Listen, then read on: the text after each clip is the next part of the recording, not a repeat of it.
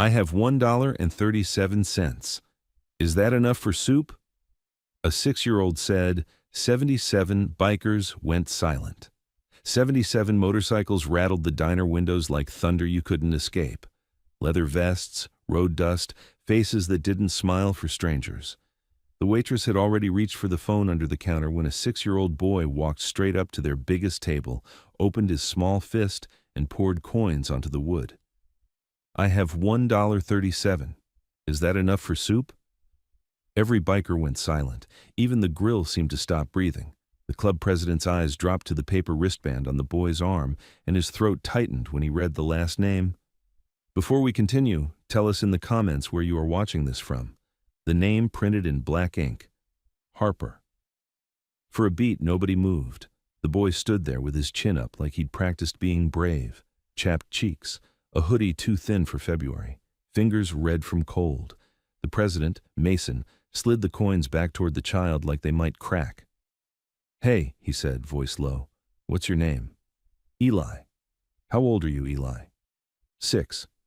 You here by yourself? Eli nodded once, then corrected himself. Quick. My mom's here. She can't get up. A chair shifted. Not aggressive. Alert. 77 men didn't ride together without learning how fast a room could turn. Mason looked up at the waitress. Her tag read, Donna. She was watching him like she was braced for the worst. What's the cheapest soup? Mason asked. Chicken noodle, Donna said. Cup is $3.50. Eli flinched at the number and started pulling his coins back into his fist. I can get more, he blurted. I can find. Mason covered the coins with his palm, stopping them from scattering. No, you don't have to. He reached into his vest, peeled off a 20, and set it on the table. 2 bowls, he said to Donna. 1 here, 1 to go. Extra crackers. Donna hesitated, then nodded and turned toward the kitchen like she was afraid if she stayed, she'd cry. Eli didn't sit. He kept his eyes on the patches, on the heavy boots, on the hands that could be kind or cruel. He'd learned not to assume. Mason leaned down a little, bringing his face closer without crowding him. Where's your mom staying? Eli's gaze flicked to the window and back. He tugged at his sleeve as if it hurt to talk about it. The paper wristband was hospital bright, the kind they snap on in the ER, today's date. That same last name again. Sunrise Motel, Eli whispered. Room 12, by the ice machine. Mason's jaw tightened. Is she sick? Eli nodded. She's hot. She says she's fine. She's not fine. Why'd she leave the hospital? Mason asked. Eli swallowed. They said money. Donna came back with steam rising from a bowl and a paper bag folded tight around another. She set the hot bowl in front of Eli and slid the bag toward him. Eli stared at the soup like it was something you could lose if you blinked wrong. He lifted the spoon with both hands, took a sip, and his shoulders dropped an inch. Relief, not pleasure. Relief was what broke Mason the most. Outside, through the front glass, a patrol car rolled past the diner slow as syrup, not stopping, not leaving, just circling. Mason didn't stare at it. Staring made you a target. He watched Eli instead. Does someone stay with you and your mom? Mason asked. Eli's spoon paused. Sometimes. Who? Eli's voice went small. Mike. The way he said it wasn't a kid talking about family. It was a kid naming weather he couldn't control. Mason kept his face neutral. Mike a good guy? Eli didn't answer. He just took another sip like he could swallow the question. The patrol car circled back and parked across the street, angled toward the diner. Engine running, lights off, somebody inside watching the front door. Donna followed Mason's eyes and went pale. That's Deputy Rourke, she whispered. He's been around a lot lately. How about right now? Mason asked. Donna's lips pressed tight. He's always around when he wants to be. Eli finished half the bowl fast, then reached for the paper bag like it might be stolen. He hugged it to his chest. That's for your mom, Mason said. Eli nodded hard. Thank you. Mason pointed at the bag. When you bring that back, does Mike get mad? Eli's throat bobbed. He tried to smile and failed. I'll say Donna gave it. Donna's eyes flashed with anger. Sweetheart, Eli cut her off, urgent. He won't yell at Donna, he'll yell at me. The words landed heavy, not loud. Heavy. A whole diner heard them anyway. Mason's gaze went back to the wristband for a half second. Harper. His chest tightened like a walk straight back. Don't talk to Deputy Walk Straight Back. Don't talk to Deputy Rourke. Don't talk to anybody else. You go to your mom. Eli nodded, eyes wide. Mason added softer. If anyone tries to take that soup from you, you come right back here. You understand? Eli nodded again, faster, like he was terrified to get it wrong. Donna reached out and squeezed his shoulder. Be safe, baby. Eli hopped down, pushed the door open, and cold air flooded the diner. The bell over the door rang too bright in the sudden silence. Outside, the patrol car's engine revved slightly, a reminder. Eli was barely 10 steps away when the patrol car door opened. Deputy Rourke got out slow, like time belonged to him. Early 30s, clean uniform, a smile that looked friendly until you noticed it never reached his eyes. He crossed the street and walked into the diner like he owned the place. The bell jingled again. Rourke scanned the room, then let his gaze settle on the long table of vests. That's a lot of motorcycles for one little diner, he said, voice easy. Mason stayed standing, hands visible. We're eating. Rourke's eyes flicked to Eli's empty seat, then to the window. Kid just leave? Yeah, Mason said. Rourke nodded like he was making a note. And you fed him? Mason didn't flinch. He asked for soup. Rourke took 2 slow steps closer, stopping at the end of the table. That boy's under my watch. His mom's complicated, and Mike doesn't like strangers getting involved. Sky's chair shifted a fraction. Tank's jaw flexed. Mason felt the whole table tighten, but nobody moved. Mike who? Mason asked. Rourke's smile thinned. Mike, that's all you need. He glanced at Donna. You okay, Donna? Donna swallowed. I'm fine, Deputy. Rourke looked back at Mason. Here's how this works. You pass through, you spend your money, you leave. You don't follow kids to motels, you don't knock on doors, you don't make my day messy. Mason kept his voice flat. If a 6-year-old is counting change for soup, your day's already messy. The smile slipped for half a second, just enough to show the hard part underneath. Then it came back. You don't know that woman, Rourke said softly. You don't know what she does when she needs something. I know she's sick, Mason replied. Rourke shrugged. People get sick. People still make choices. He leaned in a hair, like he wanted Mason to feel the badge without being touched. Don't follow him. Mason held his gaze. Why? Because I said so, Rourke said, and this time there was no warmth in it. For a long second, the diner was a pressure cooker. Then Rourke stepped back, smile returning like he'd won something. Enjoy your lunch, he said, loud again, and keep it peaceful. He walked out. As the bell jingled, the woman in the corner, black coffee untouched, stood and left through the side door without looking at anyone, like she didn't want her face remembered. Donna whispered, furious and scared at the same time. He's going to take it out on that kid. Mason watched the street. That's why we're going. He didn't say it out loud, but the name on that wristband kept flashing in his head like a warning sign.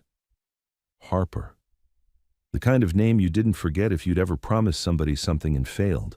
Mason picked up his jacket and dropped cash on the table without counting. 2 bikes only, he said, calm but final. Quiet. No pack. Sky was already standing. Tank looked like he wanted to argue and didn't. The rest stayed seated, eyes tracking Mason like they were letting him carry the whole room's restraint on his shoulders. Mason stepped out into the cold and headed for his bike, keeping his eyes on the corner where Eli had disappeared. Sky's boots crunched on salt behind him. 2 engines, not 77. Mason swung a leg over his bike and didn't start it right away. Across the road, Deputy Rourke sat in his patrol car, one hand on the wheel, eyes on the mirrors. He didn't drive off. He wanted them to move first. Mason waited through one long breath, then keyed his ignition. The engine came alive low, controlled.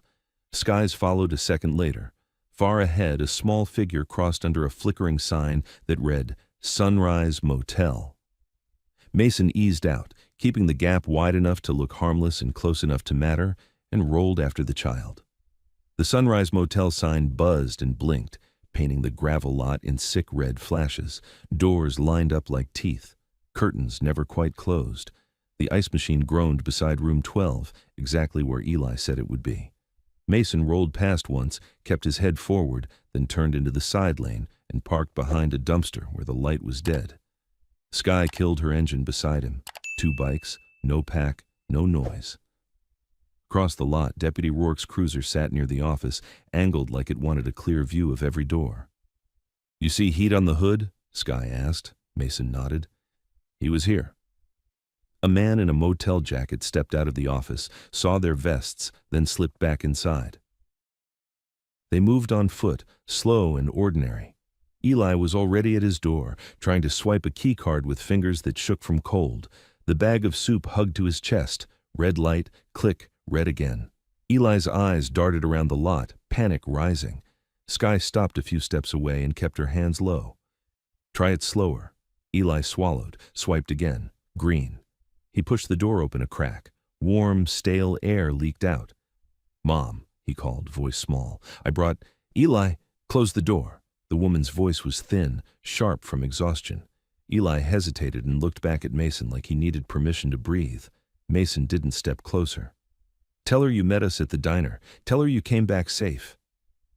Eli nodded and slipped inside. The door stayed partly open, a narrow slice of the room visible. One bed, a heap of clothes, a small table wobbling under a stained lamp. "You can't bring people here," the woman whispered, urgent. They just bought soup," Eli said fast. A wet cough cut her answer in half. Another followed, deeper, like it hurt to pull air in. Then the door opened wider, just enough for her to look out. She was young, but sickness made her face older. Flushed cheeks, glassy eyes, hair yanked into a messy knot. One hand gripped the frame like it was holding her upright. Her gaze locked on Mason's vest and Sky's. Fear hit fast. "No," she breathed. "Please, just leave." Mason kept his voice low. "Ma'am, we're not looking for trouble. We're leaving. We just wanted the kid back to you." Her eyes flicked past them, scanning the lot, not at the bikes, at the corners, the office, the cruiser. "Trouble finds this place," she said, and tried to close the door. Eli stepped into view behind her, clutching the paper bag. "Mom, you need to eat." The woman's eyes dropped to the bag. Steam pushed through the paper. Her face softened for 1 second, then tightened again like she remembered what kindness costs. "Put it on the table," she told him. Eli hurried to obey. Mason's gaze caught a bright plastic band on her wrist as she shifted. Hospital white, today's date, last name in black print.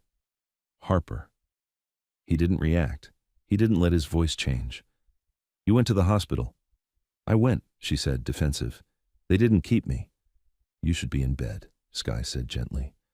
"I am in bed," the woman snapped, then swayed as if her body wanted to prove her wrong. She steadied herself on the frame, breath shallow. "We're fine." The room was tight and brutal. One bed with a thin blanket, a chair propped with a phone book, a space heater aimed at nothing, and empty medicine bottles on the sink.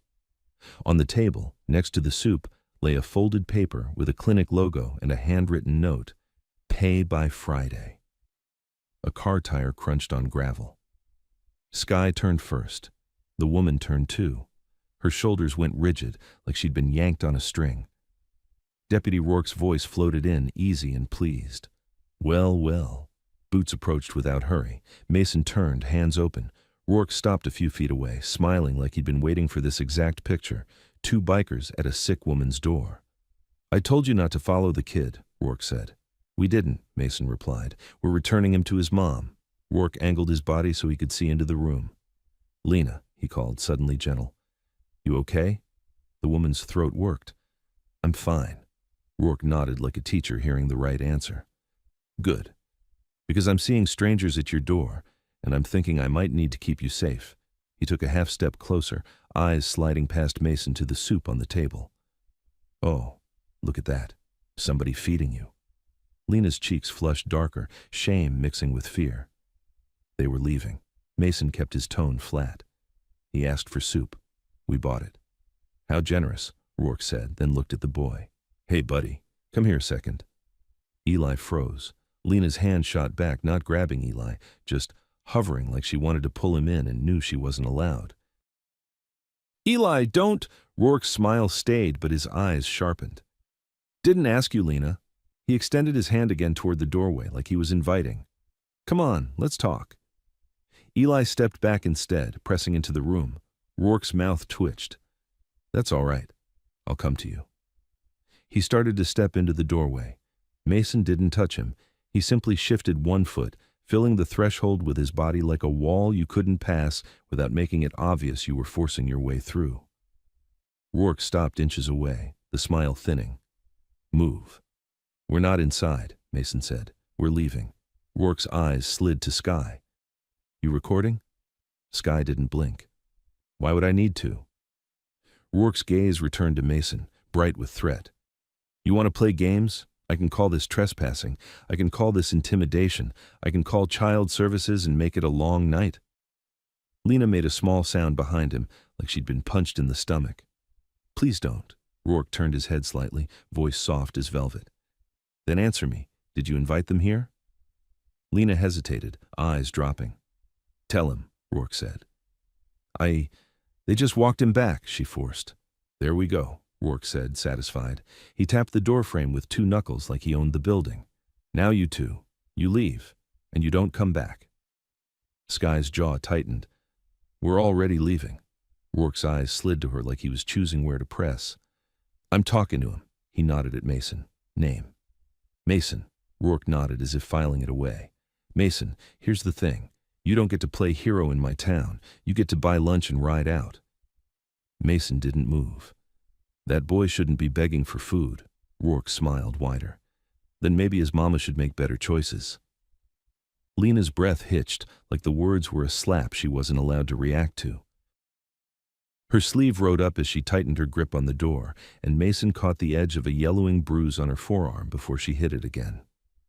Rourke reached a hand toward her, not a grab, just 2 fingers landing on her forearm. Lena flinched anyway. Mason felt his spine go tight, but he stayed still. "Don't touch her." Rourke finally looked at him. "Or what?" "Or you explain why a deputy is squeezing a sick woman in front of witnesses," Mason said. Rourke's eyes flicked across the lot. A curtain twitched in a nearby room. The motel jacket man hovered by the office door, pretending not to see. Someone was watching. Someone always was. Rourke lifted his hand away like he'd never touched her at all. "See? Peaceful," he said. He stepped back, smile returning to full brightness. "You heard me. Leave." Mason shifted his weight back slow, showing he wasn't escalating. Sky mirrored him. They backed down the walkway.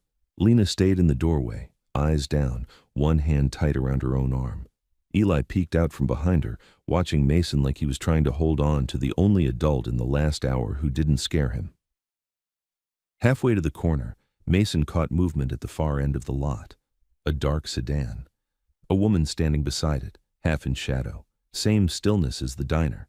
She lifted a hand to her ear as if listening, then lowered it again. A phone screen glinted once, pointed in their direction. When Mason's eyes met hers, she didn't look away.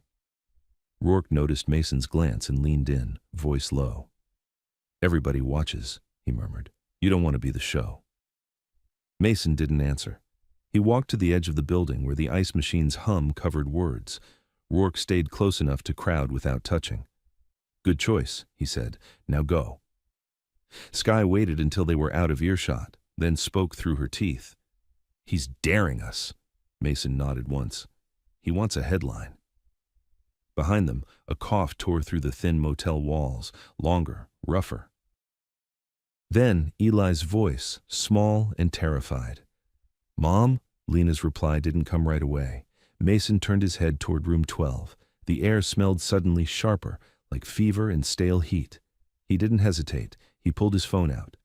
"Call goes in," he said to Sky. "On the record." Sky's eyes narrowed. "He'll try to stop it." "Let him try." Mason hit dial and lifted the phone to his ear, staring across the lot at Deputy Rourke's cruiser as the line rang. The line picked up on the second ring. 911, what's the address of your emergency?" Mason didn't look away from Deputy Rourke's cruiser. "Sunrise Motel off Route 9, room 12. Adult female, high fever, severe coughing, trouble breathing. She needs an ambulance now." "Sir, is she conscious?" "Yes," Mason said. "Barely steady. She's deteriorating." "Are you with the patient?" "I'm outside the room. Her child is inside. A uniformed deputy is on scene and is trying to prevent help." Sky's head snapped toward him. "You said that on purpose." Mason kept his voice even. "I want it in the audio." "Stay on the line," the dispatcher said. "I'm sending EMS. Do not hang up." "Sir, what is the patient's name?" Mason glanced at the door. "Ma'am," he called, not shouting. "What's your name?" A pause, then, through the thin door, a ragged voice. "Lena." "Last name?" Mason asked. Another cough, wet and hard. "Harper." Mason felt the name hit him in the chest again, but he kept his tone flat. "Lena Harper," he told the dispatcher. "She has a wristband from today, likely left the ER. She's getting worse." Rourke stepped into view, slow, smile in place like he was strolling a fairground. "You calling 911?" he asked, voice bright enough for the motel windows. Mason didn't answer him. He spoke into the phone. "Deputy is approaching. I'm not interfering with his duties. I'm requesting medical help." "Sir, I need you to stay calm," the dispatcher said. Mason almost laughed. "I am calm." Rourke came closer until he could hear the dispatcher's voice, then leaned in. "You can hang up," he said. "We've got it handled." Mason kept the phone at his ear. "No, we don't." Rourke's smile didn't move, but his eyes sharpened. "Mason, right? Here's what you're going to do. You're going to end the call, get back on your bikes, and leave." Skye shifted her weight, a fraction, not aggressive. "Ready." Mason didn't look at her. "Sir," he told the dispatcher, "he is instructing me to cancel the ambulance." "Deputy," the dispatcher's voice carried faintly through the phone, "this is emergency services. Do not obstruct the caller. EMS is en route." Rourke's jaw twitched. He hadn't expected his own badge to be on record. He reached out, slow, for Mason's phone. Mason moved it away without jerking, still on the line. "Do not touch me," he said quietly. Rourke froze mid-gesture, smiling like it was a joke between friends. "Relax." "I'm relaxed," Mason said. "Don't put your hands on a witness while a call's recorded." Behind them, curtains twitched. Somebody in a nearby room had their phone up, the screen's glow flashing as they filmed. Rourke noticed the glow. His smile widened for the audience. "See? They're already calling themselves witnesses. That's intimidation, folks." Skye lifted her own phone, thumb tapping to start recording. Not in his face. Just enough. Rourke's eyes flicked to it and hardened. "Turn that off." Skye's voice stayed level. "Why?" "Because I'm telling you." Skye nodded once, then put it in writing. Rourke turned toward room 12 and knocked like he owned the door. "Lena, open up." Inside, Eli's voice was small and frantic. "Mom, please." The door opened a crack. Lena appeared, swaying, one hand braced on the frame. Her skin was too flushed, sweat shining along her hairline. She tried to pull air like it was stuck behind something. Rourke's tone softened into performance. "Lena, you okay? I heard some drama out here." Lena's eyes jumped from Rourke to Mason, fear and anger and exhaustion. "I don't need—" Her words broke into a cough so hard she had to fold forward. Eli's hands grabbed her waist from behind to steady her. Mason didn't step in. He stayed outside the threshold. "Lena, an ambulance is coming." Her head snapped up. "No." "Mom," Eli whispered. Lena shook her head, a fast, desperate motion. "No, we can't. They'll bill us. They'll—" Her eyes flicked to Rourke like she'd said too much. Rourke's smile remained gentle. "See? She doesn't want it. That's her choice." Mason kept his voice low. "Lena, you can't breathe. This isn't about money." "It is always about money," she rasped. "And he—" She stopped. Her gaze dropped. Rourke's eyes narrowed. "He what?" Lena swallowed like it hurt. "Nothing." Eli looked between them, clutching the paper bag with the soup like it was armor. "She gets worse at night," he blurted. "She shakes and she says, 'Don't tell Mike.'" Rourke's face tightened for half a second at the name. Mason caught it. So did Skye. Rourke laughed once, light and empty.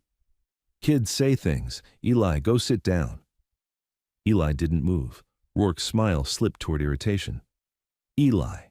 Lena flinched at the tone. She grabbed the doorframe harder. Her sleeve rode up again, exposing more of that bruising. Not one bruise. Several, layered like fingerprints that had been pressed too hard. Skye's eyes went cold. Mason heard sirens in the distance, faint but growing. Relief was immediate, then chased by the knowledge that sirens didn't always mean rescue when the wrong people controlled the scene. The ambulance swung into the motel lot, lights washing the walls. A second vehicle followed, a smaller county unit, not Rourke's, braking hard like it was trying to catch up. 2 EMTs jumped out. One, a woman with her hair pinned tight under a cap, moved fast. The other, older, carried the bag and the monitor. Rourke stepped forward to meet them, smile back in place. "All good here," he called. "False alarm, you can clear." The female EMT didn't slow. "We got a respiratory complaint, fever, possible pneumonia. That's not a false alarm." Rourke put a hand out, palm up in a hold gesture. "I'm law enforcement on scene. Patient refused transport." The EMT looked at his badge, then at Mason and Skye, then at the door where Lena clung to the frame like it was the only thing keeping her upright. "Ma'am," the EMT called past Rourke, "I need to assess you." Lena's eyes darted. She tried to straighten. "I'm fine." The EMT walked up the steps, stopping short of the doorway. "Can you take a deep breath for me?" Lena tried. The inhale caught, shallow and ugly, and she immediately coughed again, body trembling. The EMT didn't flinch. "Temperature? Any chest pain? Any history of asthma?" Lena shook her head, then winced like even that motion was too much. Rourke stepped closer, voice low, meant only for the EMT. "She doesn't have insurance. She'll refuse. Don't waste time." The EMT turned to him, eyes hard. "Deputy, step back. You are not medical." Rourke's smile tightened. "I'm protecting her from a bill she can't pay." Mason spoke into his phone, still on the line. "EMS has arrived. Deputy is attempting to cancel care. I'm witnessing." The dispatcher's voice was a steady thread in his ear. "Sir, stay where you are. Do not engage." Rourke heard the dispatcher's faint voice. His nostrils flared. He didn't need to go in. "This is not optional if you need to go in. This is not optional if you want to stay alive." Lena's eyes widened with panic, not at the words, but at what going in meant. "Eli, I can't leave him," she whispered.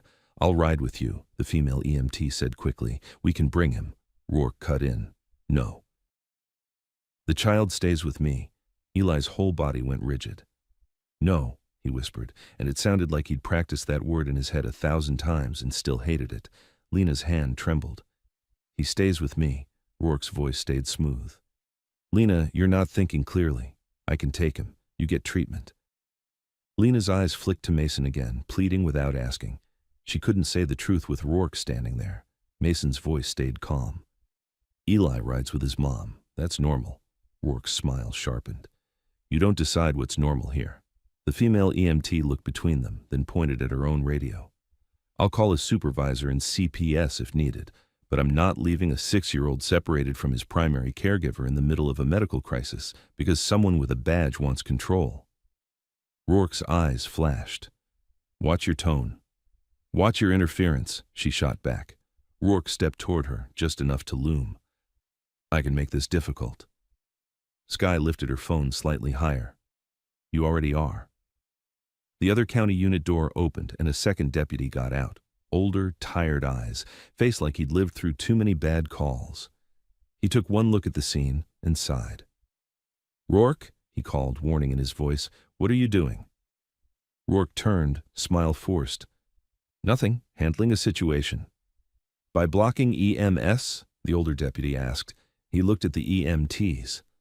"What's the status?" "Low oxygen, high fever, respiratory distress," the older EMT said. "She needs transport." The older deputy's gaze moved to Lena. He softened his voice. "Ma'am, do you want medical care?" Lena's lips parted. She stared at Rourke, then at Eli, then at Mason, as if choosing which danger was survivable. I can't pay," she whispered. The older deputy nodded once. "That's not your decision right now. That's paperwork later. Right now is breathing." Lena's eyes filled. She gave the smallest nod. Rourke's smile collapsed into something tight and cold. "Lena," the older deputy held up a hand. "Enough." She said yes. Rourke's gaze went hard, but he stepped back, suddenly aware there were too many witnesses now. Too many recordings, too much audio. The EMTs guided Lena out carefully. Eli moved with them, hands trying to help, then grabbing the soup bag again like he couldn't leave it behind. "You can bring that," the female EMT told him, as if it mattered, as if small comforts mattered when you were terrified. Eli nodded fast, eyes wet, and climbed into the ambulance with Lena. As the doors closed, Lena reached through the gap and caught Mason's wrist. Not a grip, a touch like an apology she couldn't speak. Her fingers were hot, trembling. "Thank you," she rasped, then coughed again so hard she had to turn away. The doors shut. The latch clicked. Rourke stood in the flashing light, face unreadable now. "You happy?" he asked Mason, voice low.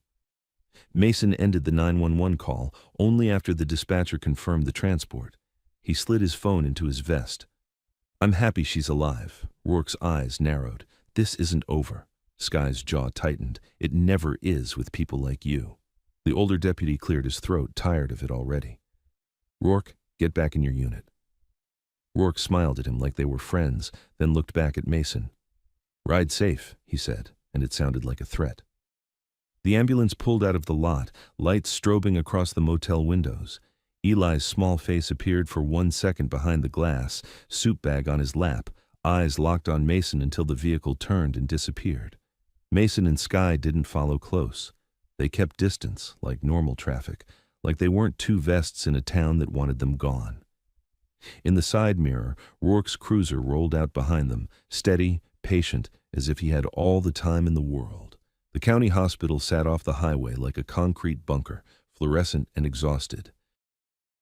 The ambulance cut around to the ER bay, lights still flashing, and disappeared behind a rolling door. Mason and Sky didn't rush the entrance. Running made you look guilty. They parked, took off helmets, and walked in like two people who knew exactly where they were going and didn't want anyone to panic about it. Inside, the waiting room smelled like antiseptic and burnt coffee. A TV murmured above a wall of vending machines. A toddler cried. An old man stared at the floor like it held answers. The moment the receptionist saw their vests, her posture changed. "Can I help you?" she asked, already reaching for the phone at her desk without making it obvious. "We're here with the woman brought in by EMS," Mason said, calm, clear. "Lena Harper. She has a 6-year-old with her. We're not family. We just want to make sure the kid isn't separated from his mom." The receptionist's eyes flicked to the no weapons sign, then back to their hands. "Sir, you can't. We're not going past this desk," Sky said. "We're not asking for medical information, just the kid. That's it." A security guard approached, heavy belt, tired eyes. "Problem?" "No problem," Mason said, turning his palms out. "We're trying to prevent one." The security guard didn't soften. "Vests have to come off." Mason didn't argue. He unzipped, slid his vest off, and folded it over his arm. Sky did the same. Underneath, they looked like ordinary people in worn jackets and road boots. The guard nodded once. "Sit. Don't wander." Mason sat. Sky stayed standing for a second, scanning the hallways. Through the glass doors to the left, Deputy Rourke walked in like he'd been invited. No hurry, no stress. Badge shining. He spoke to the triage nurse with an easy smile, like he was a familiar nuisance they had to tolerate. Mason watched the nurse's face change. She straightened, then glanced toward the waiting room as if she'd been told to look for someone. Rourke followed her gaze and saw Mason. His smile didn't break. "Go." Mason kept his voice flat. "We're go." Mason kept his voice flat. "We're here for the child." Rourke glanced toward the hallway. "Child's in my custody now." Sky's head tilted. "On what authority?" Rourke's eyes slid to her. "My badge." "That's not authority," Sky said. "That's jewelry." Rourke's jaw tightened, then he smiled again, like he was amused by a child's attitude. His mother's unfit right now. She can barely breathe. He needs a responsible adult. "And you think that's you?" Mason said. Rourke leaned down slightly, voice soft enough that only they heard. "I know what you're doing. You want to play savior. Then you'll tell everyone how the big bad deputy tried to hurt the poor little kid. Cute story. Won't hold." Mason didn't move. "Where is Eli?" Rourke's eyes stayed on Mason's. "In a room, safe, away from strangers." "Then we'll sit right here," Mason said, not moving, not causing a scene. Rourke's smile faded for a moment, irritation flickering. He wanted them to chase, to bark, to touch him so he could make it a charge.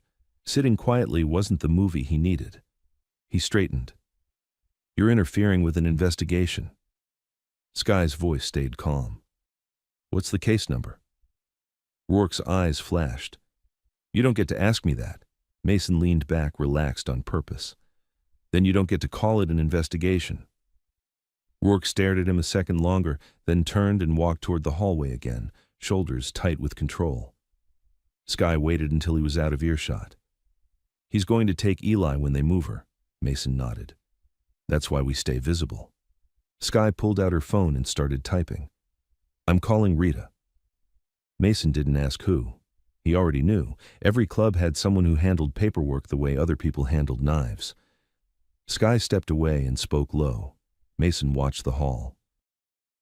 A nurse pushed through double doors with a cart, eyes darting as she passed the waiting area. Another security guard took position by the hallway entrance, watching Rourke, watching Mason, watching everything like the building itself was bracing. 10 minutes passed like an hour. Then, the female EMT from the motel appeared, moving fast, ponytail bouncing as she scanned the waiting room. She spotted Mason and Skye and came over. "You followed," she said, not accusing, observing.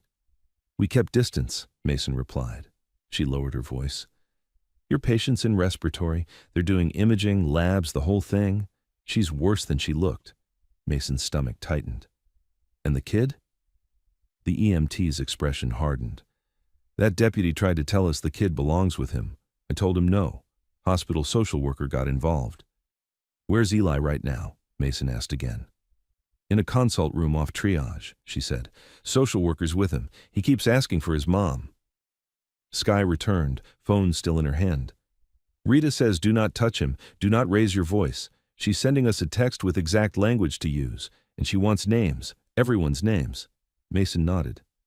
"Good." A door down the hall opened. The triage nurse stepped out with a woman in a gray blazer and a hospital badge, social work. Between them, Eli walked like he was trying to take up as little space as possible. His hands clutched the crumpled paper bag. The soup was gone cold now, but he held it anyway. Eli spotted Mason and stopped dead. Relief flooded his face for half a second. Then fear snapped over it like a lid, because Rourke appeared behind them, one hand light on Eli's shoulder. "You two," Rourke called, loud enough for the waiting room to hear. "You need to leave, now." The social worker's eyes flicked toward Mason, then to the security guard, then back to Rourke.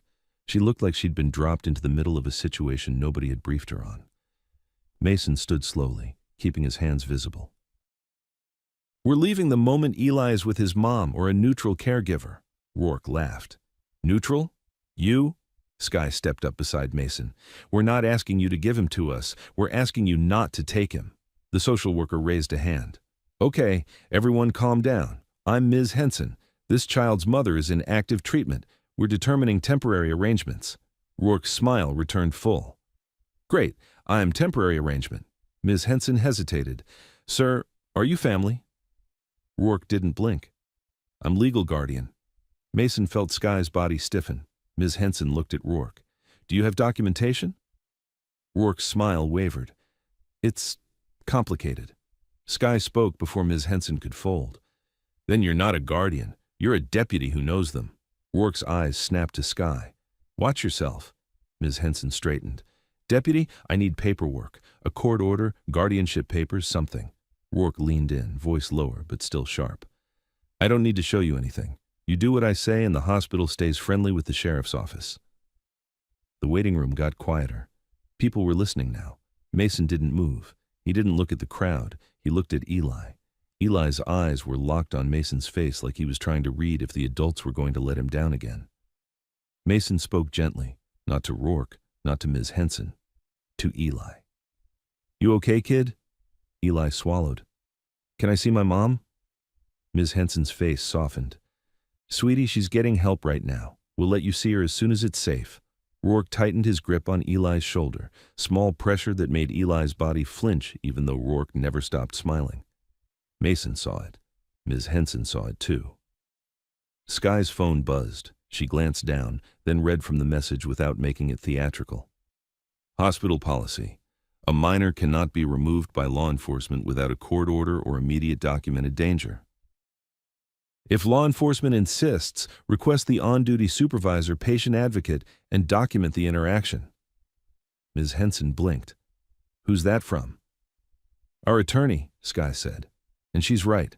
Rourke's smile thinned. "You brought an attorney into this?" Mason's voice stayed level. "You brought your badge." The security guard from earlier stepped closer. "Deputy, what's going on?" Rourke turned toward him, charming again. "Just getting the child to a safe place." The guard looked at Ms. Henson. "Is that true?" Ms. Henson took a breath. We do not have documentation that he's a guardian. The mother is in treatment. The child should remain under hospital supervision until we can confirm a safe discharge plan." Rourke's eyes went cold. "You're choosing them over law enforcement?" Ms. Henson didn't flinch this time. "I'm choosing policy." Rourke stared at her, then at Mason, and his face said clearly, "I will remember this." He let go of Eli's shoulder and stepped back like a man making a gracious concession. "Fine. Keep him. I'll get paperwork." Sky's voice stayed calm. "From where?" "A judge." Rourke's eyes flickered, just a beat, like the word hit too close to something real. Then his smile returned. "From where I need." He turned to Eli, bending down with fake warmth. "Hey, buddy, I'll be back soon. Stay put." Eli didn't answer. He just moved one step closer to Ms. Henson, away from Rourke without looking like he was doing it. Rourke straightened and walked toward the exit, slow, letting everyone see his badge, letting everyone feel he was still in control. When he hit the doors, he paused and looked back at Mason. "You can't stay in this town," he said, voice quiet but carrying. Mason held his gaze. "We're not staying. We're finishing what we started." Rourke left. The waiting room exhaled like it had been holding its breath. Ms. Henson crouched slightly to Eli's level. "Eli, I'm going to sit you in my office for a few minutes, okay? We'll get you water. We'll get you a blanket. And I'm going to check on your mom." Eli nodded, then glanced at Mason. "Are you leaving?" Mason kept his voice soft. "We're right here. We're not going anywhere." Eli's shoulders dropped just a little. As Ms. Henson led him away, the woman from the diner appeared near the coffee kiosk at the far end of the lobby. Same stillness, same unreadable face. She didn't approach. She just watched the hallway Rourke had used, then looked at Mason like she was measuring him, and finally slipped a small card onto the counter near the sugar packets. Then she walked out without a sound. Mason waited 3 seconds, then crossed to the kiosk like he was just getting coffee. He picked up the card. No name on the front, just a seal in the corner and a number on the back. Sky came beside him. "Who is she?" Mason turned the card over once more, then slid it into his pocket without answering. Because the bigger problem wasn't the mysterious woman. The bigger problem was Deputy Rourke, heading back into the night to find paperwork that could make Eli disappear legally. Ms. Henson's office was a windowless box behind triage with a desk, 2 chairs, and a plastic bin full of donated toys that looked like they'd been cleaned 1,000 times. She sat Eli on the chair closest to the wall, wrapped a thin hospital blanket around his shoulders, and handed him a cup of water with a lid. Eli didn't drink. He held the cup in both hands like it was something he had to be careful not to spill, and kept staring at the door. "Can I see her?" he asked again. Ms. Henson kept her voice steady. "Not yet, but I'm checking. Every few minutes." Mason stayed in the hallway outside the office with Sky, close enough that Eli could see them if the door opened, far enough that they weren't crowding staff. They didn't sit. Sitting felt like surrender. From behind the double doors, the ER sounded like controlled chaos, wheels on linoleum, clipped voices, alarms that started and stopped. And every time a staff member passed, their eyes flicked to the vests folded over Mason's and Sky's arms, like the fabric itself was a problem. Sky leaned close. "You calling the number?" Mason pulled the card out under his palm. No name, just that seal and the phone number. He didn't recognize the seal, but it felt official in the way it was printed. Clean, sharp, not a business card from a diner. He stepped toward a quiet corner by the vending machines and dialed. 1 ring. 2. A woman answered, voice professional, no warmth and no impatience. "Office." Mason didn't give her a story. "I was given this number at County Hospital. A deputy is trying to remove a child from hospital care without documentation. Mother is in active respiratory treatment. Social worker is involved." Silence, a beat too long. Then, softer. "Is the deputy named Rourke?" Mason's eyes narrowed. "Yes." Another small pause.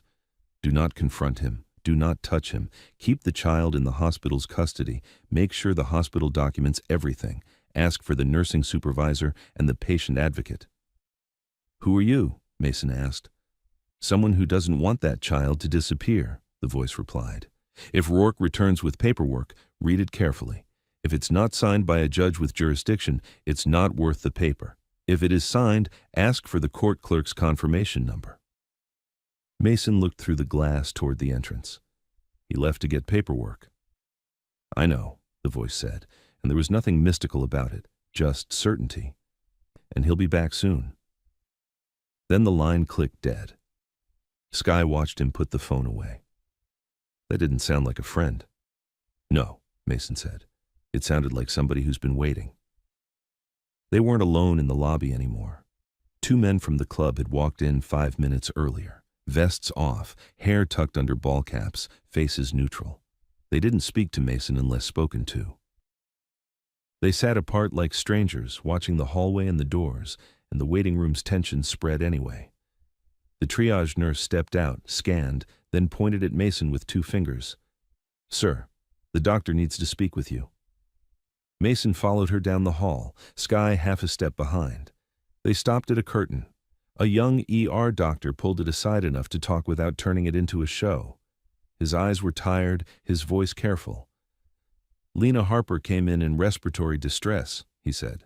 Her oxygen saturation dropped again.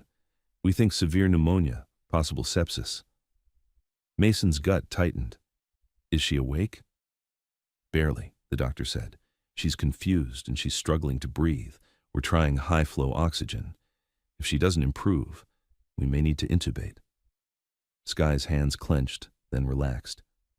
Her son is here. I know, the doctor said. Social work told me. That's actually why I'm talking to you. Mason waited.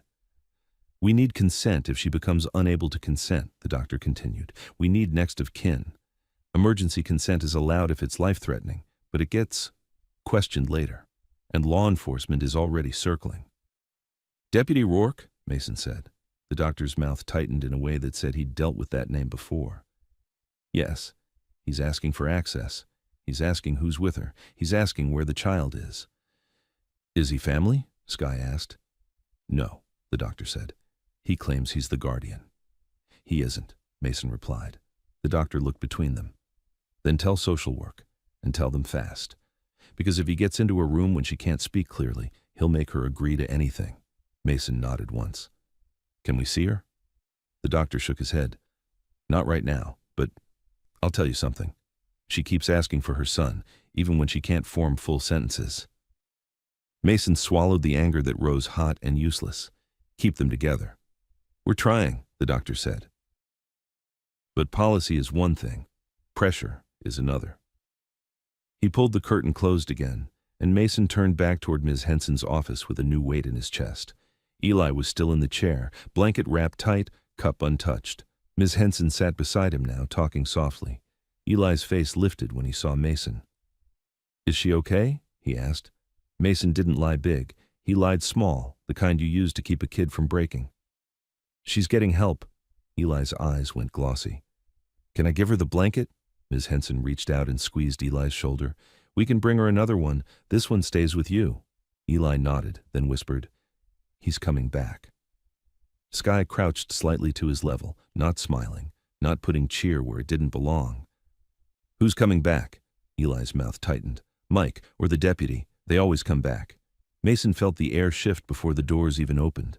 The entrance slid apart and Deputy Rourke walked in carrying a folder like it was a weapon nobody could take from him. 2 uniformed deputies came behind him. One was the older deputy from the motel, face tight like he'd rather be anywhere else, and the other was younger, eyes glued to Rourke like he was learning what loyalty looked like. Rourke didn't scan the room this time. He walked straight to Ms. Henson's office door. I've got it, he said, voice loud enough for everyone nearby to hear. Paperwork's done. Ms. Henson stood. Deputy, I told you, we need documentation. Rourke flipped the folder open and shoved the first page toward her. Here, emergency protective custody, signed. Mason stepped closer, but not into the doorway. Let me see it. Rourke didn't look at him. You're not part of this. Skye's voice stayed calm. We're witnesses. Rourke finally turned his head, smile thin. Witnesses to what? You buying soup? Cute. Mason didn't bite. He kept his hands down. Show the signature. Ms. Henson's eyes moved across the page, lips parting. This is not a juvenile judge. This is a magistrate. Rourke's smile stayed. Still a judge, Ms. Henson swallowed. Not for this. This isn't. Rourke leaned in, lowering his voice like he was doing her a favor. Ms. Henson, do you want to be the reason a child stays with an unstable mother and a biker gang instead of going someplace safe? Because that's how it'll be written. Eli shrank into the chair behind her, blanket pulled tighter. Mason heard it, how Rourke used words like knives without ever raising his hand. Skye stepped to the side and lifted her phone. We need the clerk confirmation number. Rourke's eyes snapped to her. Put that away. Skye didn't move. Confirmation number. The older deputy cleared his throat. Rourke, maybe we do this by the book. Rourke's smile didn't reach him. This is the book. Mason addressed Ms. Henson, not Rourke. Ask for the nursing supervisor and patient advocate, right now. Ms. Henson's face tightened. She nodded and turned toward the hallway, raising her voice. I need Supervisor Reynolds and patient advocate on duty, please, now. Rourke's smile slipped into irritation. You don't get to stall. Ms. Henson faced him. I do. This paperwork doesn't match our requirements, and this child is under hospital supervision until it does. Rourke's jaw flexed. He looked past her to Eli and softened his voice into something almost kind. Hey, buddy, let's go. We're getting you somewhere warm. Eli didn't move. His eyes were locked on Mason. Mason kept his voice steady. Eli stays here. Rourke's gaze hardened. You don't get to give orders. Mason didn't change his tone. And you don't get to take a child without the right authority. For a second, it looked like Rourke might push past Ms. Henson anyway, just to prove he could. Then the nursing supervisor arrived, a woman in dark scrubs with a badge and a posture that said she'd shut down 1,000 arguments in her career. The patient advocate came with her, older, carrying a clipboard like it was a shield. What's happening? The supervisor asked. Rourke put on his best official voice. Emergency custody order. I'm taking the child. The supervisor looked at Ms. Henson. Is that correct? Ms. Henson handed over the paper. It's signed by a magistrate, not juvenile court, and it doesn't list the immediate danger. It's vague. The supervisor's eyes moved fast across the page. Then she looked at the patient advocate. Call legal, right now, and call the clerk to verify. Rourke's smile tightened. You're refusing a judge's order? I'm verifying it, the supervisor said. That's not refusal. Rourke leaned closer to her. I can make your hospital's life difficult. The supervisor didn't blink. And I can make yours documented. The patient advocate stepped aside and started dialing. Skye remained still, phone recording low by her thigh. Rourke's eyes flicked to Skye's phone again, then to the people in the waiting room watching, then to the older deputy whose shoulders were slumped with discomfort. He recalculated in real time. Fine, Rourke said, voice suddenly smooth. Verify. I'll wait. But he didn't step away from the doorway. He stayed planted like a guard. Behind the curtain down the hall, an alarm beeped faster, then stopped, then started again. A nurse hurried past with a focused face, not looking at any of them. The doctor from earlier appeared at the end of the corridor, eyes tight. He walked to the supervisor and spoke low, but Mason caught enough. She's crashing, the doctor said. We're intubating. Eli heard the word even if he didn't understand it. His face pinched, fear rising. Ms. Henson crouched again, voice soft. Eli, your mom is getting strong medicine. She can't talk right now, but she wants you safe. Eli's lips trembled. I want her. Skye's voice softened for the first time. We know. The patient advocate returned, phone still at his ear, eyes narrowed. Clerk says there is no emergency custody filed under Lena Harper's case. No record, the supervisor turned to Rourke. Deputy, this document is not verified. You are not removing this child. Rourke's smile flickered, something sharp underneath. It will be verified. Not tonight, the supervisor said. Rourke stared at her like he wanted to burn the moment into memory. Then he looked at Eli again, and his voice dropped to a private threat wrapped in gentleness. Buddy, he said, I'll be back. Eli didn't answer. He just pulled the blanket higher. Rourke tucked the folder under his arm and stepped back like a man choosing peace. Have it your way, he said, and walked out with his deputies. The older deputy lingered half a second, eyes meeting Mason's, a tired apology in them, then followed. When the doors closed, the room exhaled again. Ms. Henson's knees looked like they might give, but she stayed upright. The supervisor looked at Mason and Skye. You need to understand, she said, voice firm but not unkind. You can't be in staff areas. You can't threaten anyone. But if you saw him touch that child or that woman, anything, you tell me, not security, me. Mason nodded once. He already did. Sky's phone lowered. We have it. The supervisor's eyes tightened. Good. Ms. Henson guided Eli back into the chair. Eli's face was wet now, tears silent, like he didn't want adults to notice. Mason stood in the doorway and kept his voice low. Eli, listen to Ms. Henson. Stay here. Drink water. We're outside. Eli stared at him through the tears. Promise? Mason didn't hesitate. Promise. Down the hall, the beeping from behind the curtain shifted again, and the sound of hurried footsteps got sharper, faster. But for this moment, the child stayed in a hospital office with a blanket around his shoulders, and the man with the badge walked out empty-handed. For 20 minutes after Rourke left, the hospital felt almost normal again. Almost. The supervisor went back to her unit. The patient advocate disappeared into the admin wing with a clipboard full of notes. Ms. Henson stayed in her office with Eli, trying to keep a 6-year-old steady while machines decided what happened to his mother. Mason and Sky stood outside the door like sentries who refused to look like sentries. Then the pressure rolled in. It started with the phones. The triage nurse's desk phone rang once, twice, then again before she could finish the first call. A receptionist on the admin side picked up, listened, and her face tightened. Security got called to the lobby again, not because anyone was fighting, but because the building could feel the mood shifting. A man in scrubs walked by, muttered, "Sheriff's office is blowing up the lines," and kept moving like he shouldn't have said it. Sky watched the entrance. He's setting the narrative. Mason didn't answer. He didn't need to. He could already see it happening in the way strangers' eyes changed when they looked at them now, as if two people buying soup had turned into two people who belonged on a warning poster. The automatic doors opened and a group came in together. 3 men in work jackets, a woman with her hair tight in a bun, a teenager filming with his phone held high like a torch. They weren't staff. They weren't family. They stopped when they saw Mason and Sky.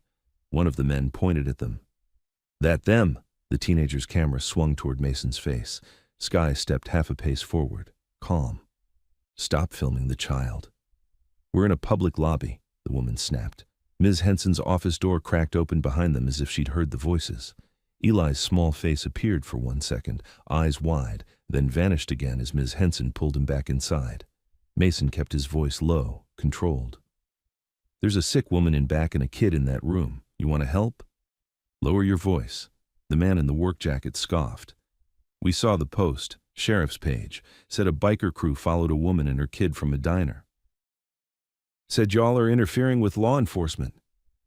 Sky's eyes went colder. "You believe everything you scroll?" The teenager smiled and leaned in, camera still up. "Say something for the video."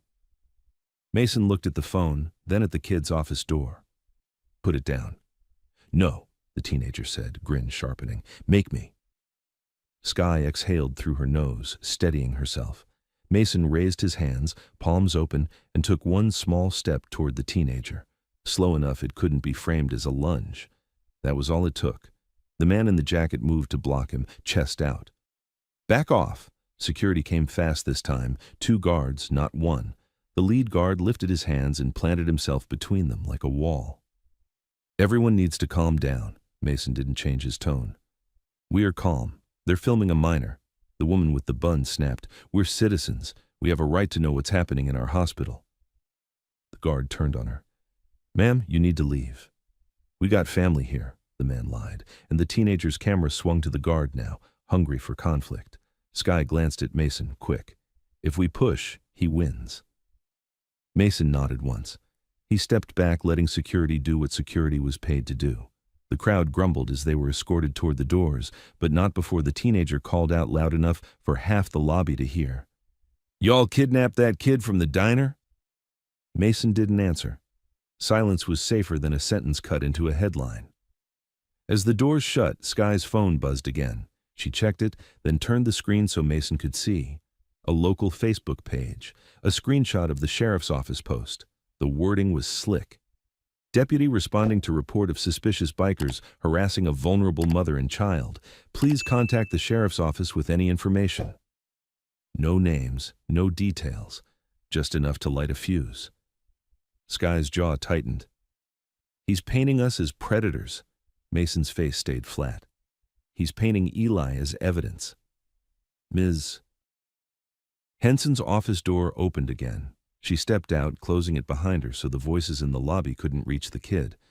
Her eyes looked tired now, the way people look when they realize the problem isn't paperwork anymore. We have an issue. Mason didn't move closer. Tell me. The ER doc says Lena is intubated, Ms. Henson said quietly. She's sedated. She can't speak. She can't make decisions. Sky's hands clenched once. Is she stable? Not yet, Ms. Henson replied. They're moving her to ICU, and, she hesitated, then forced it out. The deputy called and told the ICU charge nurse that he is Lena's guardian. He asked what room she'll be in. Mason's throat tightened. He's not getting near her. I can put a restricted visitor note, Ms. Henson said. But he's law enforcement. He can push. He can intimidate staff. He's already doing it. Sky stepped closer, voice controlled but urgent. Who is Lena's next of kin? Ms. Henson shook her head. She listed nobody. Mason felt the name on the wristband again like a weight. Harper. He kept his face neutral. Can you list an emergency contact now? Ms. Henson's eyes narrowed. Only if she's awake enough. Sky lowered her voice. Then we need someone with legal authority to keep Rourke away from both of them. Ms. Henson swallowed. That means a judge. Mason thought of the card in his pocket, the seal, the number, the voice that had known Rourke would come back. He didn't pull the card out. Not yet. He didn't know who that voice belonged to, and he wasn't going to hand a child over to mystery either, but he could use it like a lever. Put the restricted note, Mason said, and log that he tried to remove Eli with unverified paperwork. I already documented it, Ms. Henson replied. The supervisor documented it. Patient advocate documented it. But documentation doesn't stop a man who wants control. Eli's voice came faint through the door. Ms. Henson? She turned, softer. I'm here, sweetheart. The door opened a crack. Eli stood in the blanket like it was armor, the water cup still untouched. His eyes tracked the lobby as if he was counting enemies. Is he outside? Eli whispered. Mason's chest tightened. Who? Eli swallowed. Deputy. Or Mike. Sky's voice stayed gentle. Not right now. Eli's eyes didn't relax. They always come when she sleeps. Ms. Henson crouched to his level. Eli, your mom is in a room where doctors are helping her breathe. You're safe here. Eli shook his head fast. He can take me. Not from this office, Ms. Henson said, trying to sound certain. Eli's gaze flicked to Mason. You promised. Mason met his eyes. I'm still here. Eli nodded once like he was accepting a deal he hated. Then he looked down at the crumpled paper bag in his hands. The soup is cold. Sky's face softened. We'll get you another one. Eli didn't smile. He just whispered, I didn't want soup. I wanted her to eat. Ms. Henson's throat worked. I know. She guided him back inside and closed the door again. Mason stood still for a second, letting the words settle. A kid shouldn't have to think like that. A kid shouldn't have to choose what kind of loss to prevent. Sky stepped beside him. We're losing the building. He looked around. More eyes now. A man pretending to read a pamphlet while filming with his phone angled low. A woman whispering to another, both looking at Mason's boots like boots made you guilty. Security watching them like they were waiting for a reason. The hospital didn't want a scandal. That meant they didn't want the truth either, not if the truth was loud. Mason lowered his voice. We keep calm. We keep Eli inside. We keep a paper trail, and we find someone above Rourke. Sky nodded once. The card. Mason didn't answer, but his hand touched his pocket. Before he could move, the older deputy from the motel stepped through the doors. Alone this time. No swagger, no smile. He looked around like he knew he shouldn't be seen talking to them, then walked straight past the triage desk as if he belonged, stopping near Mason without making it obvious. His voice was low. You two need to understand what you stepped into. Mason didn't move. We understand enough. The deputy's eyes flicked to Ms. Henson's door. Rourke's not just a bully, he's connected. Sheriff likes him, county likes him. People here, they don't push back. Sky's voice stayed flat. Except tonight. The deputy's mouth tightened. Tonight's not done. Mason watched him carefully. Why are you telling us? The deputy hesitated, then answered like it hurt. Because that kid's scared the way kids get scared when it's not the first time. And because I heard Rourke on the phone outside, he said, if the hospital won't release him, we'll make them. Sky's spine went tight. How? The deputy looked away for half a beat, then back. Rumor, pressure, complaints. Claims you threatened staff, claims you're stalking. He'll make it toxic enough that the hospital decides the easiest solution is to hand the kid to law enforcement just to quiet the building. Mason's jaw flexed. That won't be legal. The deputy gave a tired half smile. Legal and easy are different, Sky asked. Where is he now? The deputy's voice dropped even lower. Outside, in the lot, and he's not alone. Mason's gaze shifted toward the glass doors. 2 sheriff's units had pulled into the front lane. Not lights, not sirens, just presence. Rourke stood near them talking to a man in a clean jacket who looked like admin, not a deputy. And near the edge of the lot, a small cluster of people gathered, phones up, watching the entrance like they expected a show. Rourke turned his head and looked directly through the glass at Mason, and smiled. Sky's voice was quiet. He wants you to walk out to him. Mason didn't move. We don't give him the frame. The older deputy swallowed. He's going to come in. Mason's pocket felt heavier. He stepped away from the doors and into the corner by the vending machines again, shielding his phone with his body like he was just checking a message. He pulled out the card, stared at the seal, and dialed the number again. 1 ring. The same voice answered, immediate. Yes. He's here, Mason said. He's pressuring the hospital. He's got units outside. He's turning the lobby into a circus. A pause, then, stay inside. Tell the nursing supervisor to initiate restricted access protocols. Keep the child in a staff-only room. Do not let him near ICU. Mason kept his voice controlled. Who are you? The voice exhaled, the first hint of something human. Someone with the authority to end this if you don't ruin it. Mason's eyes narrowed. Authority like what? Like a signature that actually holds, the voice said. I'm sending someone into the hospital. When they identify themselves, you cooperate. Mason didn't move. Name. Silence. Then, quietly, you'll get names when the child is safe. The line went dead again. Sky watched him put the phone away. What did she say? Someone's coming, Mason said, and we don't ruin it. Sky's eyes flicked to Ms. Henson's door. Eli needs to stay out of sight. As if on cue, Ms. Henson cracked the door and whispered, We're moving him to a staff room deeper in. Too many eyes out here. Mason nodded once. Do it. Ms. Henson opened the door fully, and Eli stepped out wrapped in the blanket, clutching the cold bag. He looked smaller in the bright lobby than he had in the motel doorway, like the hospital's clean walls made his fear look out of place. Eli's eyes went straight to the glass doors. He saw the sheriff's units. He saw Rourke. His whole body stiffened. I don't want to go, he whispered. Sky crouched, voice low. This is safer, just for a little. Eli's eyes flicked to Mason. You coming? Mason didn't lie. I'm staying where you can see me. Eli nodded once, then let Ms. Henson take his hand. They started down the hall. Rourke chose that exact second to walk through the doors.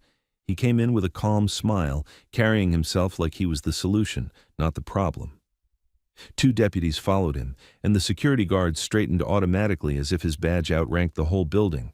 Rourke's eyes locked on Eli immediately. Hey, buddy, he called, warm enough to fool a stranger. Eli froze. Ms. Henson's grip tightened. Deputy, hospital's moving the child to a private area. Rourke's smile didn't change. No need. I'm here to take him. We've worked it out. The nursing supervisor appeared near the triage desk like she'd been waiting. Deputy, you are not taking him. Rourke lifted his hands, harmless. Supervisor, I'm not trying to fight you. I'm trying to help you. People are upset. You've got citizens filming. You've got complaints. You've got liability. I can remove the child and the bikers can leave. And your lobby goes quiet. Mason watched how clean Rourke made it sound. Like trading a child for silence was just management. The supervisor's voice stayed firm. "We are not releasing a minor to you without verified legal authority." Rourke's smile sharpened. "Then, verify this." He lifted the folder again, a new page on top, different formatting, cleaner, more official looking. Sky's jaw tightened. He forged it. Mason didn't answer. He watched the supervisor take the paper and read it. Her face didn't change, but her eyes narrowed. "This lists a judge." Rourke nodded. "That's right." Mason felt his chest tighten. If Rourke really had a judge, the ground shifted. Eli stared at the paper like it could decide his whole life. Ms. Henson whispered, "We can't." The supervisor held up a hand. "We still verify." Rourke's smile stayed. "Of course, verify." He stepped closer to Eli, slow, hands open, voice soft. "Come on, buddy." For the first time since the diner, he moved without thinking. He yanked his hand out of Ms. Henson's grip and bolted, straight past Rourke, not toward the doors, but down the hall, away from everyone. "Eli!" Ms. Henson shouted. Rourke's head snapped, and for a split second, his smile vanished completely. Sky took one step as if to run after him, then stopped herself, because running would turn the lobby into exactly the chaos Rourke wanted. Mason didn't run either. He walked fast, controlled, cutting down the hall with purpose, eyes scanning for the small blanket-wrapped figure disappearing around a corner. Behind him, he could hear voices rising, security shifting, the supervisor calling for someone to block doors.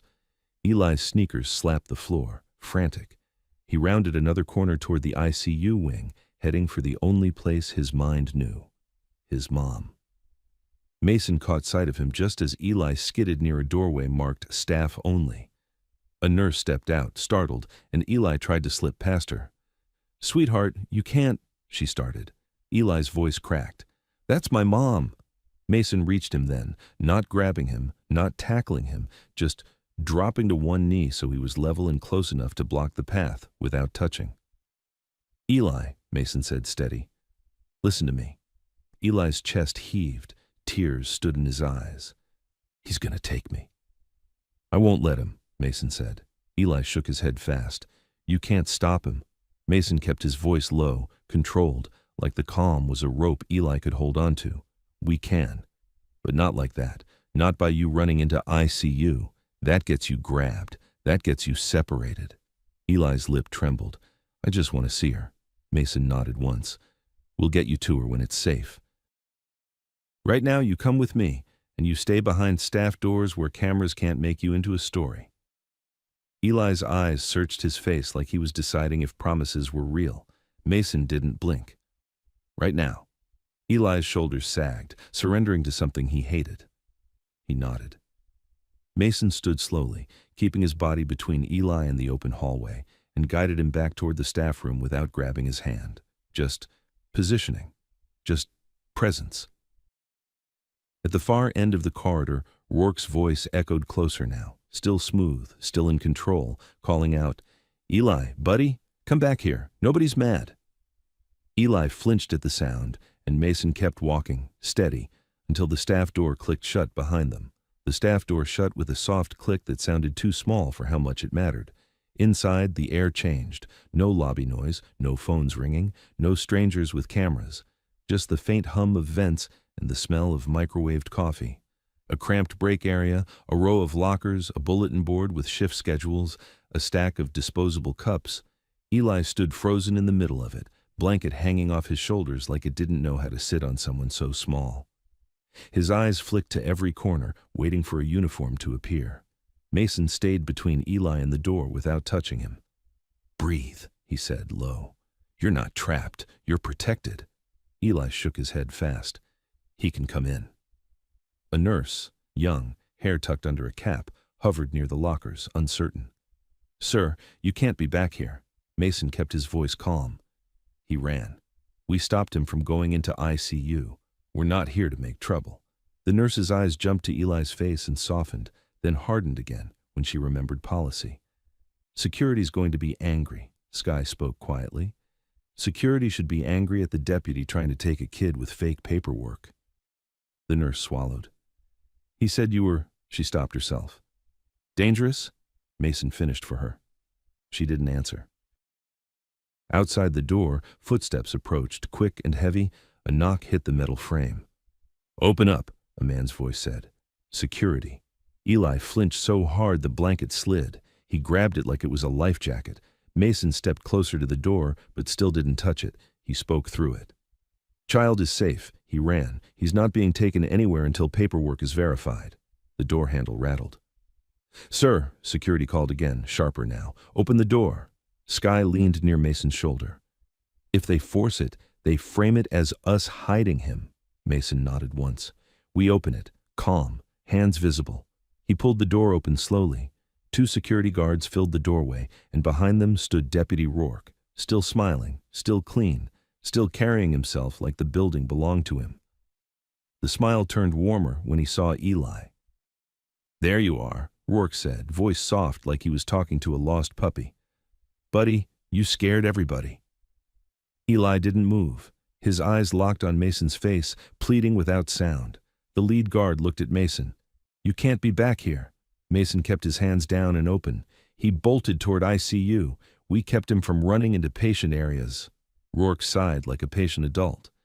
"And then you took him behind a locked door." Sky's voice stayed even. "We kept him out of a lobby full of people filming him."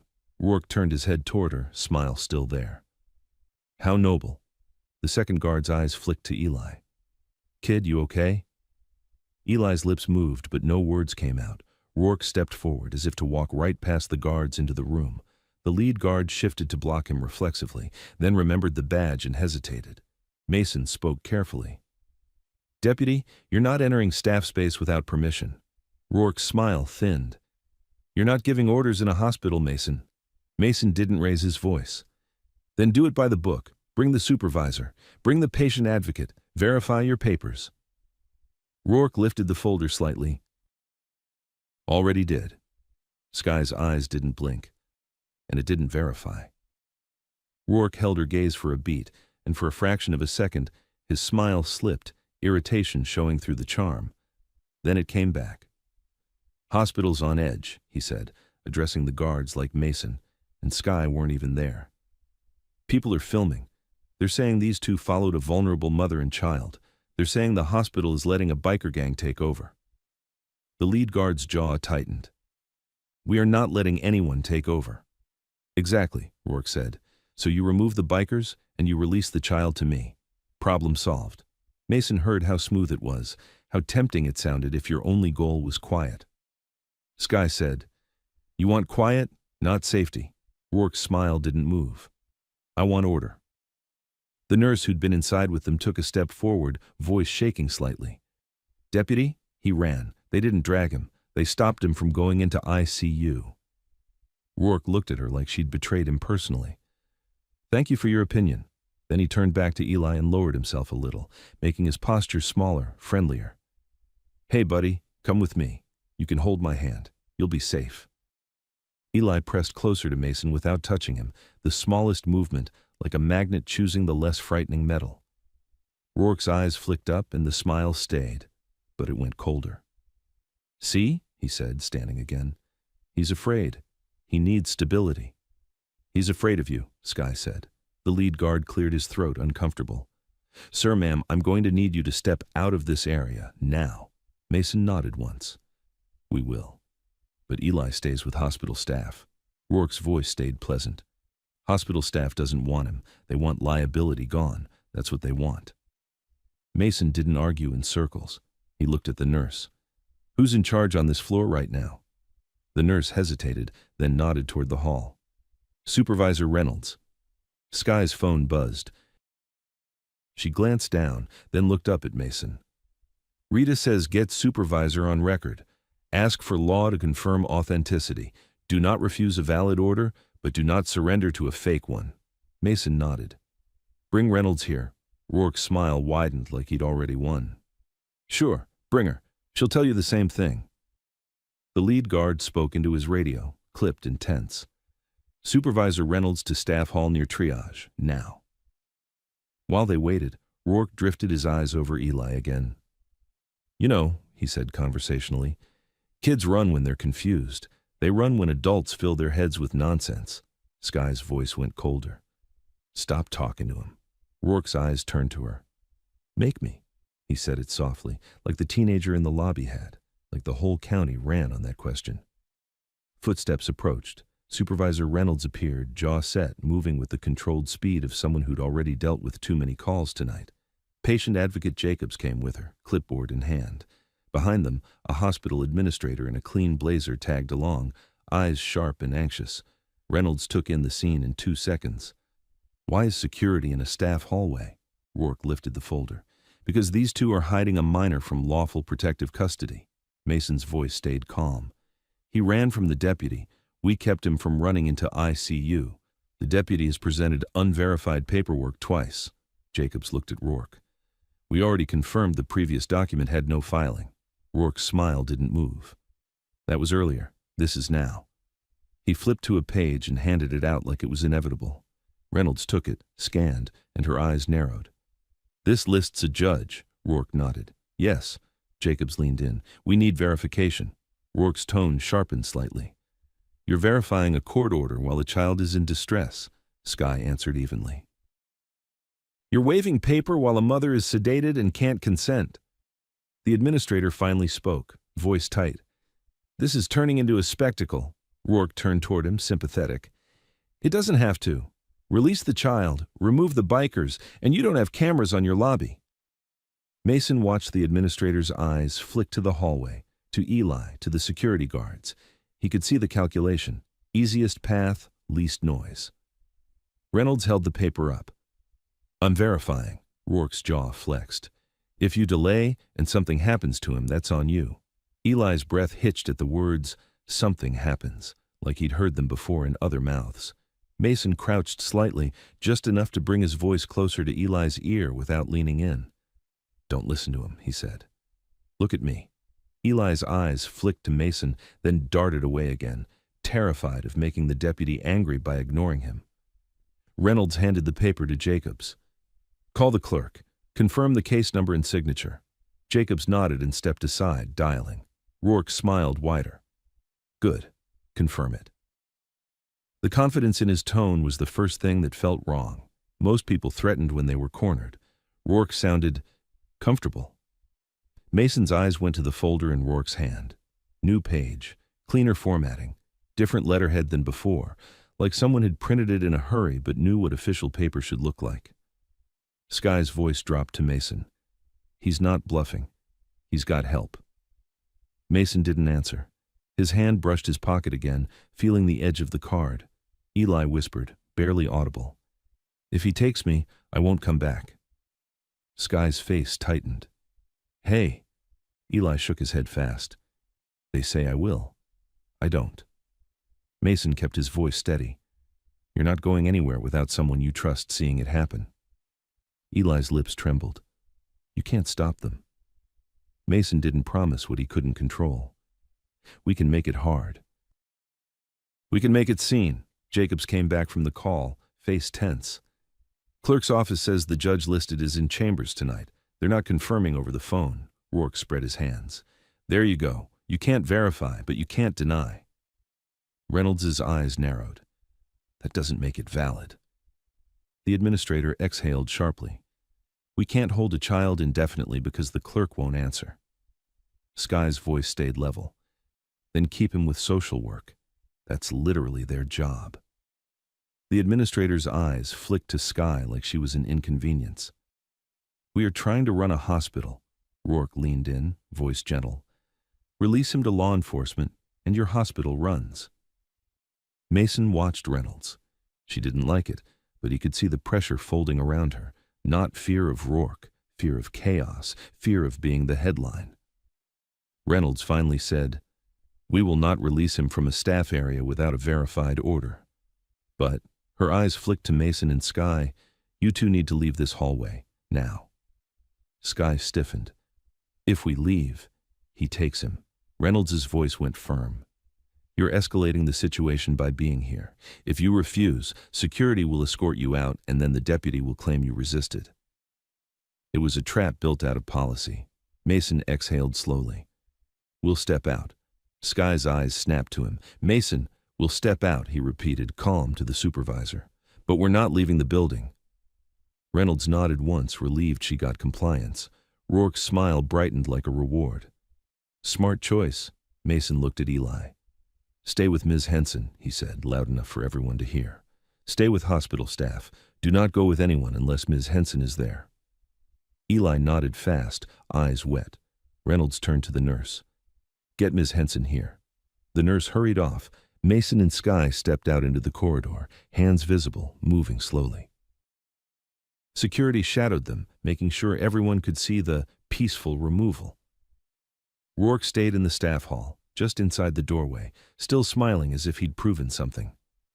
Sky whispered, teeth clenched, "We're handing him the kid." Mason didn't look at her. "Not if we watch the exit." They moved back toward the lobby. The closer they got, the more they heard it. Voices, phones, a dull roar of people who'd decided they were entitled to a story. The citizen crowd had grown, not huge, but enough. And enough cameras. Rourke wanted this outside, in the open, where any move looked like aggression. Mason and Sky stopped near the vending machines again, line of sight to the staff corridor and the main doors. Their two club guys across the lobby sat still, heads slightly lowered, watching everything without looking like they were watching. Minutes dragged. Then Ms. Henson appeared in the staff hallway entrance with Eli beside her. Eli's blanket was still wrapped tight. His face was pale now, eyes red. He clung to the cold paper bag like it was the last proof the diner happened. Reynolds stood with them, and behind them, Rourke, folder tucked under his arm, wearing patience like a weapon. Jacob spoke to Reynolds, voice low. "We still don't have verification." Reynolds' expression was tight. "We can't keep him in staff space all night with deputies circling," Sky whispered. "She's about to fold."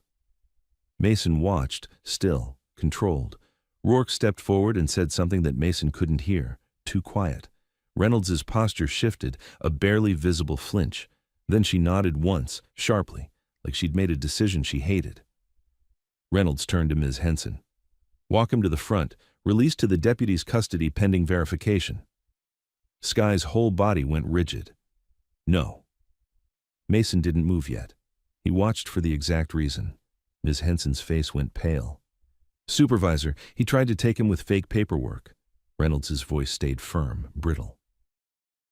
"We have no other option with the pressure in this building." Rourke's smile widened, and for a split second, it was the only honest thing on his face. Eli's head snapped toward Mason. Mason stepped forward one pace, calm, voice carrying just enough. "Supervisor Reynolds, put that decision in writing, right now." Reynolds hesitated. Rourke's voice was smooth. "No need. We're not doing paperwork in the hallway." Mason didn't look at Rourke. He looked at Reynolds. "In writing. With your name. With a timestamp. That you're releasing a child to an unverified order while his mother is sedated." The waiting room quieted slightly. People loved drama until it turned into liability. Reynolds swallowed. "Security." Before she could finish, a fire alarm chirped once, not the full building alarm, just a sharp, sudden beep that made heads turn. A moment later, another beep, and a different tone from somewhere deeper in the hospital, like a door alarm. Security guards shifted instinctively. One turned his head toward the corridor. Another looked toward the admin wing.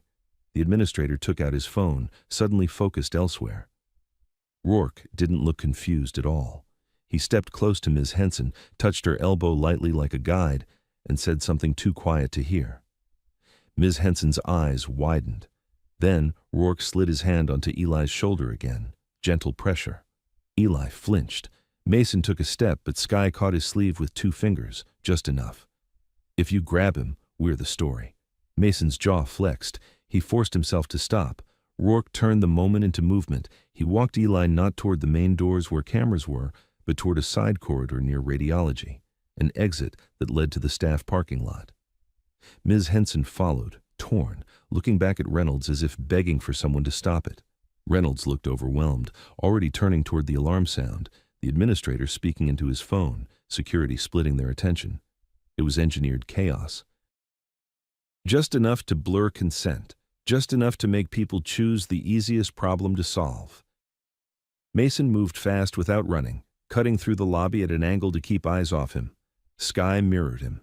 Their two club guys stood, quietly drifting into positions that gave them sightlines without forming a group. Mason reached the radiology corridor just in time to see the back of Eli's blanket disappearing through a set of doors marked Authorized Personnel Only. Rourke was taking him into the staff parking route. Sky's voice was tight. "We can't go through that door." Mason's eyes locked on the small gap before the doors shut. "Then we go around." They hustled out the main entrance, moving with purpose but not panic, helmets in hand, boots hitting pavement. The cold slapped their faces. Across the lot, a sheriff's unit sat idling near the edge. Not Rourke's, a different one, positioned like a blocker. Mason's eyes snapped to the far side. A black SUV rolled slowly out from the staff exit lane, turning without hurry. Rourke behind the wheel. Eli in the passenger seat, blanket up to his chin, face pressed to the glass. Eli's eyes met Mason's for a split second. Then, Rourke raised one hand in a casual wave, smiling through the windshield like he'd just picked up groceries, and the SUV turned onto the service road and disappeared into traffic. Sky's breath came out sharp. He took him. Mason stood still, forcing his body to stay controlled even while something violent rose in his chest. He pulled his phone out, opened the camera, and zoomed in on the taillights just as the SUV hit the street lamp glow. The plate came into focus for half a second. Enough. He snapped the photo. Then he turned, looked at Sky, and said low and steady, "Now we track smart. No hero moves, no mistakes." The cold hit harder outside the hospital, like the night was punishing them for losing control for even a second. Mason didn't chase the SUV. He didn't gun an engine. He stood on the sidewalk with Sky and forced his breathing to slow while his phone held the only clean thing they had, an image of Rourke's plate. Sky's voice shook with anger she was swallowing whole. He took him right out of a hospital. Mason zoomed in on the photo again, making sure it was sharp. He wanted a chase. He wanted a clip. He wanted us to be loud. "And now?" Sky asked. "Now we make him paperwork," Mason said. Their two guys from the club drifted out of the lobby doors a minute later, empty-handed, faces tight. No vests, no words. One of them nodded toward the lot. "Units are sitting on the corners," he murmured, "like they're waiting for you to make a mistake." Mason didn't look at the units. Looking was acknowledgement. "Get our bikes, check them first." Sky started toward her bike and stopped. She crouched, ran her hand along the rear brake line, and her face changed. "Mason," she said, quiet. He came to her side. A thin, wet sheen glinted under the parking lot light where there shouldn't have been any. Not a full cut, a nick, just enough to make a line fail when the pressure was high. Sky's jaw tightened. "They touched our bikes." Mason stared at it for a beat, anger rising. Then he pushed it down and spoke like a man reading a checklist. "Don't ride," Sky exhaled once, sharp. "We walk?" "We drive," Mason said. "Not our bikes, not tonight." One of their guys, Tank, didn't ask questions. He pointed with his chin. "Rental place by the highway, open late." Mason nodded. "You two stay near the hospital. Quiet. Watch. If Rourke comes back and tries anything with ICU or with Lena's chart, you record names, times, and who let him in." Tank's eyes narrowed. "He'll blame us." "Let him," Mason said. "Just don't give him a reason." Sky looked back through the glass doors. The lobby still had people inside, hungry for a story. Phones up, faces bright with righteousness. Eli's small body wasn't among them anymore. Sky's voice went thin. "Ms. Henson's gonna blame herself." Mason didn't answer. He was already moving.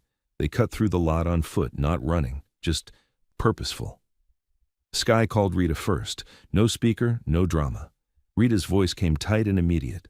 "Tell me you didn't chase." "We didn't," Sky said. "We have his plate."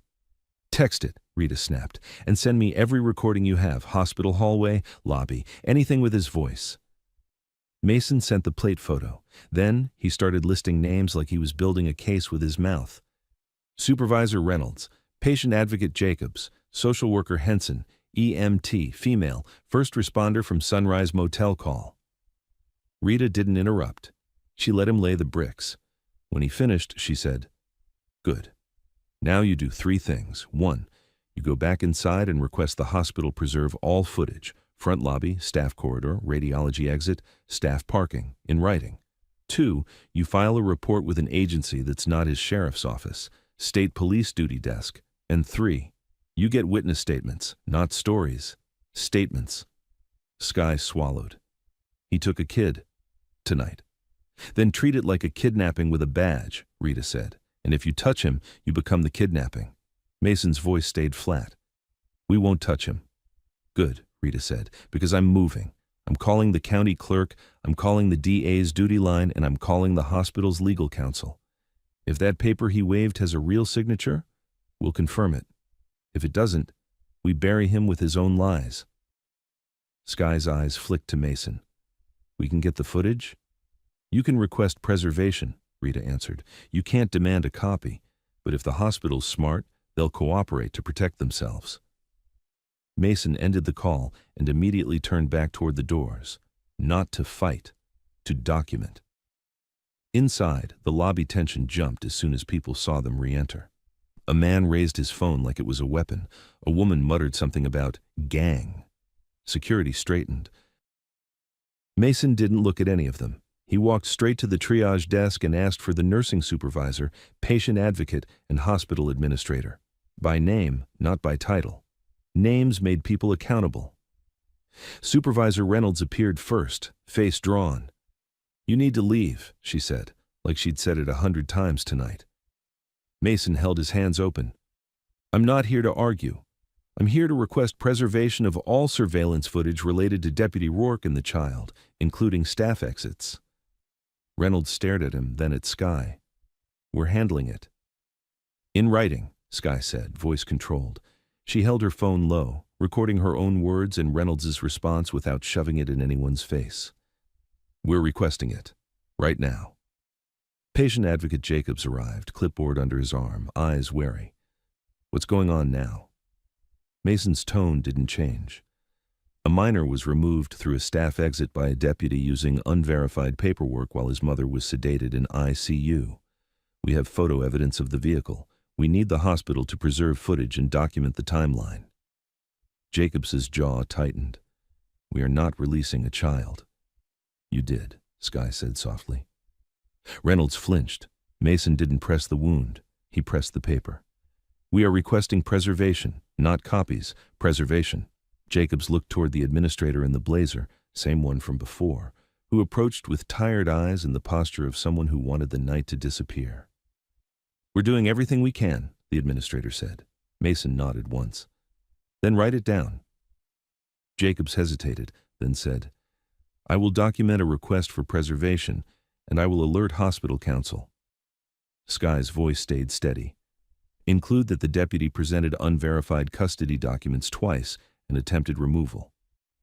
Jacobs's eyes flicked to Reynolds. Reynolds didn't contradict it. Fine, Jacobs said. I'll note it. Mason took that as a win, not because it felt good, but because it was a brick in a wall Rourke would have to climb. Thank you, he said, and turned away before anyone could bait him into a scene. Outside again, Tank and the other club guy, Spade, moved with them toward the edge of the lot, keeping their distance from sheriff's units parked like silent threats. Spade spoke low. You want us to follow them? Mason didn't hesitate. No, Spade's eyes narrowed. We can track. You can crash, Mason said, and then we lose Lena and Eli and we gain a funeral. He pointed toward the brake line with his chin. They already tried. Tank's mouth went hard. So what do we do? Mason looked at Sky. We collect people who saw everything. They started with the diner. Donna was still there when they arrived, apron on, hands shaking as she wiped a counter that was already clean. The place was quieter now, late night empty, but her eyes were wide like the afternoon never ended. When she saw Mason and Sky, she didn't smile. She didn't scold. She just said, Did he take the boy? Mason nodded once. Yes. Donna's face crumpled for a second before she caught herself. I knew it. Sky pulled out her phone, opened notes, and asked gently, Donna, I need you to tell me exactly what you saw. Times if you can. Words if you remember. Donna swallowed. I saw him, Eli, come in alone. I saw him count his coins. I heard him ask for soup. And I saw Deputy Rourke come in right after and look at you like he wanted to burn you." "Did you see him touch Eli?" Mason asked. Donna nodded quick.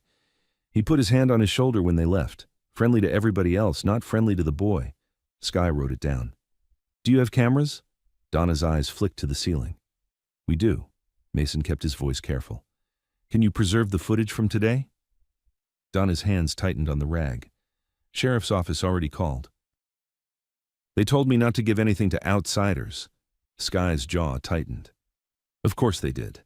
Donna leaned in, voice shaking. "I'm not stupid. If I lose that footage, they'll call it an accident. If I keep it, they'll call it obstruction." Mason didn't pressure her. "Then don't give it to us. Just don't delete it. Back it up. If anybody comes for it, tell them it's already preserved for counsel." Donna stared at him. "Counsel like lawyers." "Exactly," Sky said. Donna nodded once like she'd just chosen a side she didn't want. "Okay." Next stop was the motel. The manager didn't want to talk. He kept the office chain on the door and spoke through a crack like they were disease. "I don't want trouble," he said. "You already have it," Sky replied. Mason held his phone out, not recording him, just showing the photo of the ambulance bay timestamp from earlier and the plate image.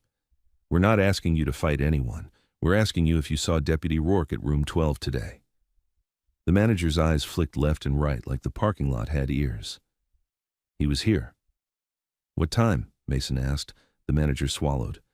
"Afternoon, after the diner. He walked up like he owned the hallway." "Did you see him touch her?" Sky asked. The manager's throat worked. "I saw her flinch." Mason didn't ask him to say more than he could survive. "Do you have camera coverage?" The manager's eyes darted to a dusty monitor behind him. "Not good." "Preserve what you have," Sky said, "even if it's just the lot." The manager hesitated, then nodded once. "Okay." On the way out, Sky's phone rang. She listened, then handed it to Mason without a word. The voice on the other end was the older deputy from the motel, tired, low. "He's headed to Maple Ridge." Mason's eyes narrowed. "What's Maple Ridge?" "A private property outside town," the deputy said. "Old hunting lodge. Sheriff's office uses it for retreats, off-the-books meetings." Sky's face went pale. "How do you know?" The deputy hesitated. "Because I've been told to drive there, and I'm not going. And because the SUV you photographed belongs to the county pool. That plate is registered to Fleet." Mason's jaw tightened. "You're sure?" "Yes," the deputy said. "And I'm telling you so you don't ride in there like a war, because you won't come back." Mason's voice stayed flat. "We're not riding in." "Good," the deputy said. "Then listen, State Police Duty Sergeant is awake tonight. If anyone can move without the sheriff shutting it down, it's them. And if you have someone above the sheriff, someone with a signature, now is when you call them." Mason's hand tightened around the phone. "Why are you helping?" Silence for a beat. Then the deputy said, "Because that kid's face didn't look like a kid who gets picked up for ice cream." The call ended. Sky looked at Mason. "Maple Ridge." Mason didn't answer her right away. He pulled out the card again and stared at the seal under the motel office light. Then he dialed. The voice answered on the first ring like she'd been waiting with the phone in her hand. "Yes." "He took the child," Mason said. "Hospital staff exit. County Fleet SUV. We have the plate. He may be heading to a property called Maple Ridge." A pause. Then, for the first time, the voice sounded angry. "I know Maple Ridge." "Then stop him," Sky snapped, unable to hold it in. The voice ignored the snap and spoke to Mason like this was a procedure. "Go to the state police duty desk, not the sheriff. Tell them you are reporting unlawful removal of a minor from a hospital by a county deputy with unverified custody documentation. Provide the plate photo. Provide witness names. Tell them to contact my office." Mason's eyes narrowed. "What office?" "You'll know in 5 minutes," the voice said. "An investigator will meet you at the state police barracks. Do not go to Maple Ridge. Do not attempt to retrieve the child yourself." Sky's hands clenched. "He's a kid. And that's why you don't turn this into a gunfight," the voice replied, colder now. "Drive to the barracks, now." The line went dead. Sky exhaled hard. "She's ordering us." "She's protecting us from ourselves," Mason said. "They didn't use their bikes. They didn't risk the brake line." Tank drove a plain rental sedan off the highway lot. No logos, no roar, nothing that looked like a pack. Mason sat in the passenger seat with his phone ready. Sky rode in back, collecting notes, timestamps, names, making the chaos into a timeline. At the state police barracks, the fluorescent lights were harsh and honest. A duty sergeant met them at the counter with a face that didn't care about patches or rumors. "What's this about?" he asked. Mason put the phone down on the counter, screen showing the plate. A child was removed from county hospital by Deputy Rourke using unverified custody paperwork. Mothers sedated in ICU. The deputy exited through a staff corridor. Hospital staff have documented it. We're reporting it here. The sergeant's eyes tightened. "You have a case number?" "We're making one," Sky said. The sergeant stared at them a second longer, then nodded toward a side room. "In here." They sat at a metal table. Mason gave the story without heat, facts only. Sky gave names and times. Tank handed over a list of witnesses. The sergeant asked questions like he was building a file, brick by brick. Halfway through, the door opened and a man stepped in wearing plain clothes and an ID clipped to his belt.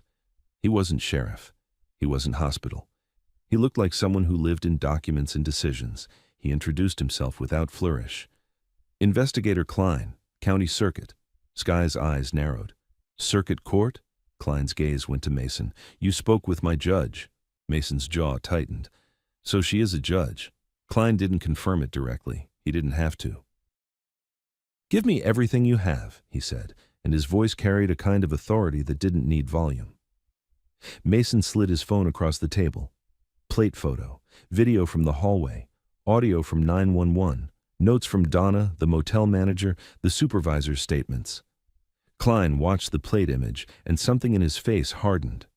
"Fleet vehicle." Sky leaned in. "Maple Ridge." Klein's eyes flicked up. "Do not say that name loudly." The duty sergeant frowned. "You know that place?" Klein didn't answer him. He looked at Mason. "You did the right thing by not chasing." Mason's voice stayed steady. "We don't care about being right. We care about the kid." Klein nodded once. "Then here's what happens."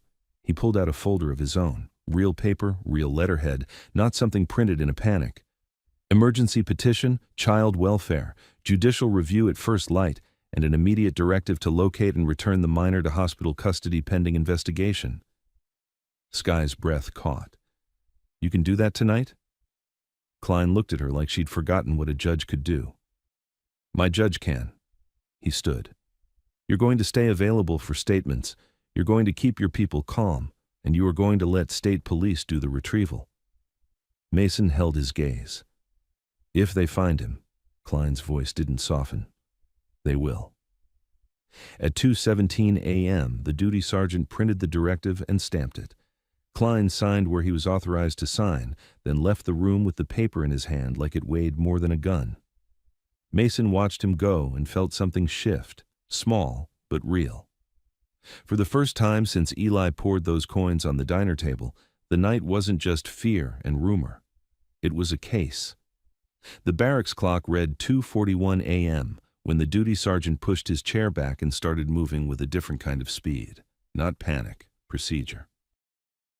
He slid the directive into a plastic sleeve, handed it to a trooper with a fresh cup of coffee and said, "Get me a unit with a child seat, call CPS duty line, and pull every address associated with Deputy Rourke, home, family, county property, everything."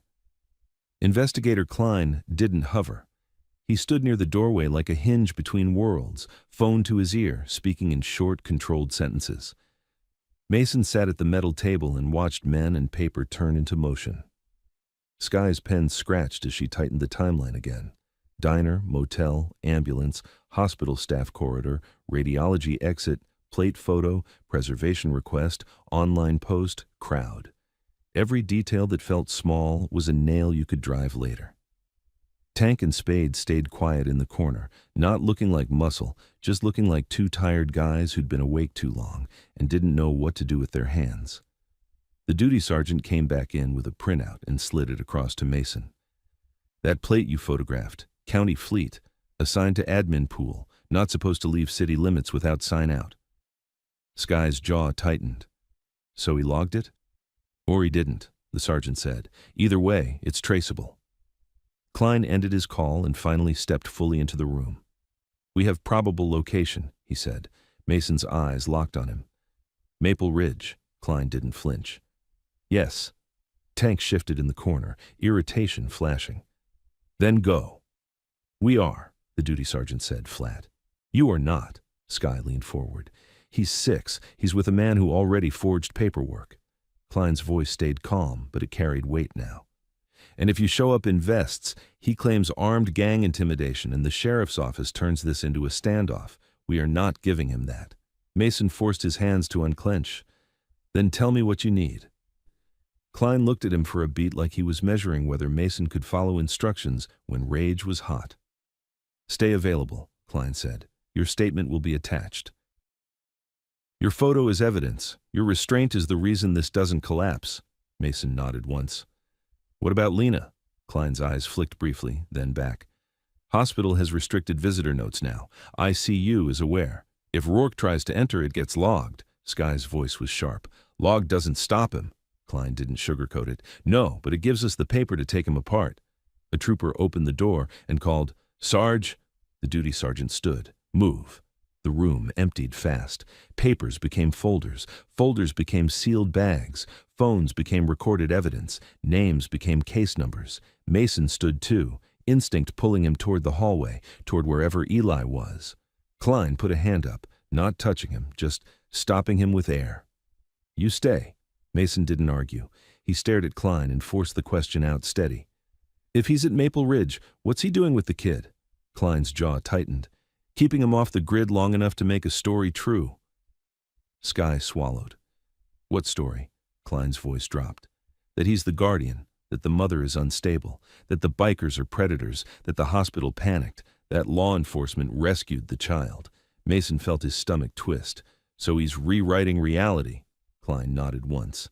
"That's what he does." The duty sergeant returned, jacket on, hat in hand. "We roll in too, quiet. No sirens unless we have to." Klein grabbed his folder. "Call me when you have eyes on." Then they were gone. The door shut and the room got smaller again. Mason sat back down because he didn't trust his legs. Sky kept writing even though there was nothing new to write, like ink could keep the night from spinning. Tank finally spoke, low.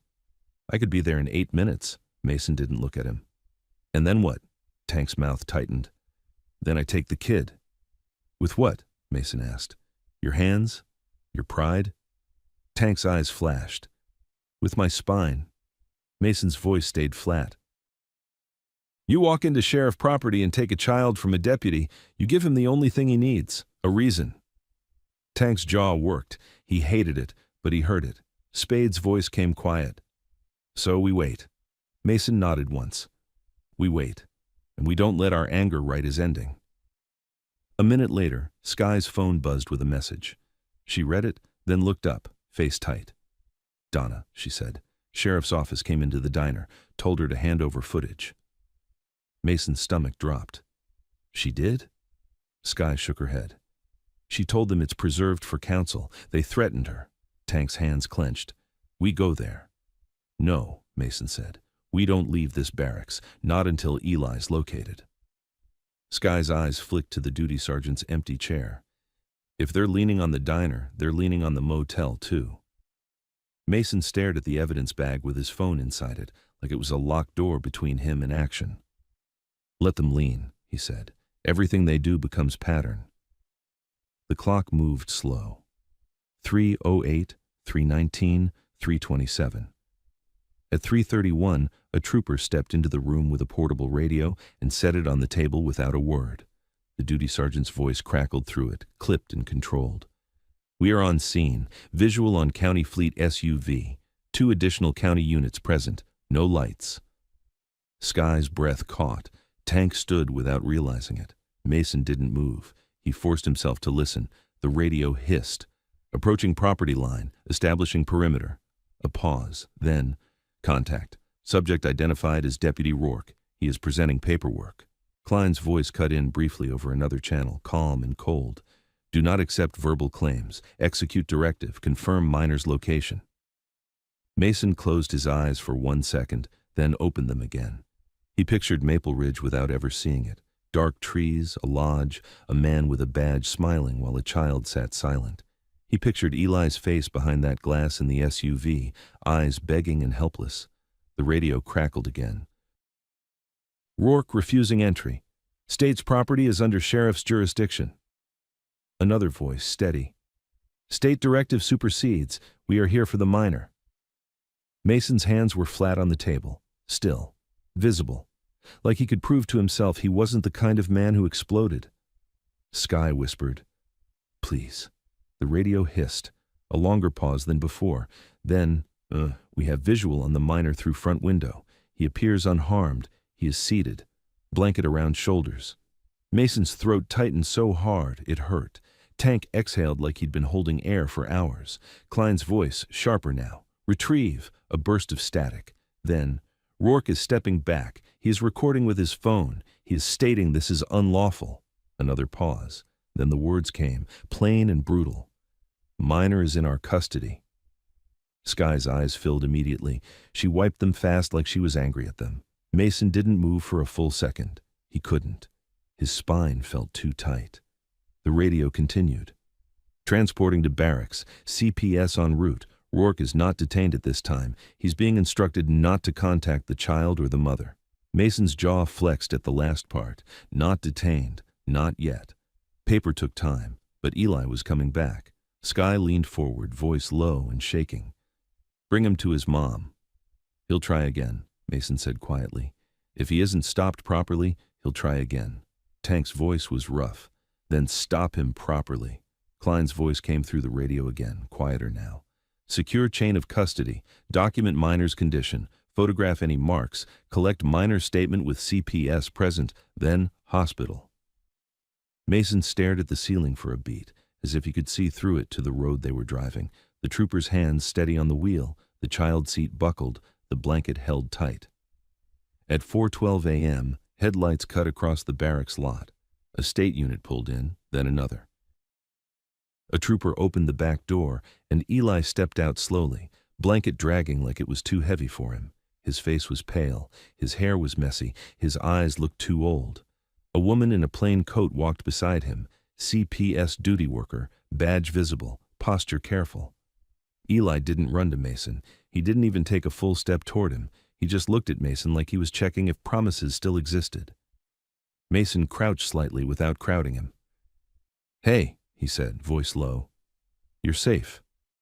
Eli's lower lip trembled. He forced words out like they were stuck. "He said you were going to jail." Mason kept his face calm. "I'm right here." Eli's eyes filled, but he didn't cry loud. He whispered, "He said my mom doesn't want me." Sky's breath hitched. She didn't step closer. She didn't grab him. She stayed still so she wouldn't scare him. Mason felt something hot rise in his chest and forced it down until it was just a steady voice. "He lied?" Eli stared at him, searching, trying to find the edge where truth ended. The CPS worker spoke gently. "Eli, we're going to take you back to the hospital so you can be near your mom, okay? You'll have people with you the whole time." Eli's eyes snapped toward the road, fear flaring again. He can take me again. Mason didn't promise forever. He promised tonight. "Not tonight," he said. "Not while we're standing here." The ride back to the hospital wasn't loud. No engines, no pack. Just a state unit in front, a plain sedan behind, and the kind of quiet that happens when everyone is afraid a single wrong word will undo the only thing that matters. Eli sat in the back seat of the trooper's cruiser in a child seat that looked too big for him. The blanket was tucked under his chin. His hands stayed clenched in the fabric, like if he let go, the world would change again. The CPS worker, Miss Laird, rode in the passenger seat, turned half around so she could keep her voice gentle. "Eli, do you remember the address where you were taken tonight?" Eli's eyes stayed on the window. "Maple Ridge." The trooper's jaw tightened, but he didn't react out loud. "Who took you there?" Ms. Laird asked. Eli swallowed. "Mike." Mason followed in the rental with Sky and Tank, watching the state unit's taillights like they were a lifeline. Sky's voice was low. He said Mike at the motel, Mike at the diner. It was him the whole time. Mason didn't answer. He kept his eyes forward, forcing himself to stay inside the rules that were finally working. When they reached County Hospital, the front entrance looked different than it had hours ago. Not quieter, tighter. 2 state troopers stood by the doors now. Hospital security hovered closer than before. A woman in a blazer spoke into her phone near the reception desk, face pale, eyes sharp. The automatic doors opened and cold air rushed into warm fluorescent light. Eli stepped out slowly. Ms. Laird stayed beside him, hand near his shoulder but not grabbing, letting him feel he still owned his body. Skye stopped a few feet away, hands down, voice soft. "Hey, Eli." Eli didn't run to her. He didn't run to anyone. He just looked at Mason again like he was measuring whether the promise still held. Mason crouched slightly, not crowding. "We're here. You're not alone." Eli nodded once, tiny, and then his eyes flicked toward the hallway that led deeper into the hospital. "Where's my mom?" Ms. Laird answered gently. "ICU. We're going to get you close." The triage nurse recognized them immediately, and her face tightened with a tired kind of fear. She started to speak, then stopped when she saw the state uniforms and the CPS badge. Supervisor Reynolds appeared behind the desk like she'd been dragged out of a back room. She looked like she hadn't slept since yesterday, eyes rimmed red. Her gaze locked on Eli and her mouth parted. "He's back." Ms. Laird didn't let it become emotional. "We need a private room near ICU for the child, and we need to confirm the mother's status." Reynolds nodded, quick, relieved to have a clear instruction. "Ms. Henson is here." The social worker stepped out from behind the admin corridor and froze when she saw Eli. Her face crumpled for a second before she caught herself. "Oh, sweetheart," she whispered. Eli hesitated, then took a half step toward her. Not because he trusted hospitals now, but because Ms. Henson was the last adult who'd tried to keep him from disappearing. Ms. Henson crouched. "I'm so sorry," she said quietly. Eli shook his head, fast. "He said you gave me away." Ms. Henson's eyes filled. "I didn't. I tried to stop it."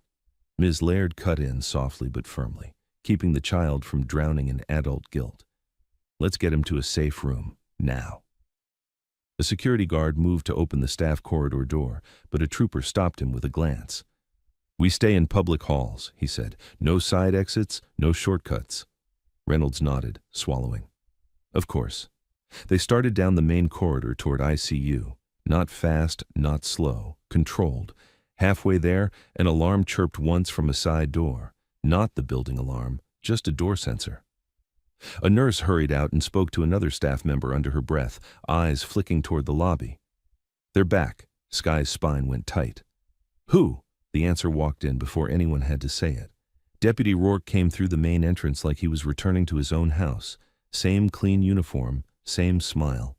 But his eyes were hard now, sharpened by the fact that the night hadn't gone the way he expected.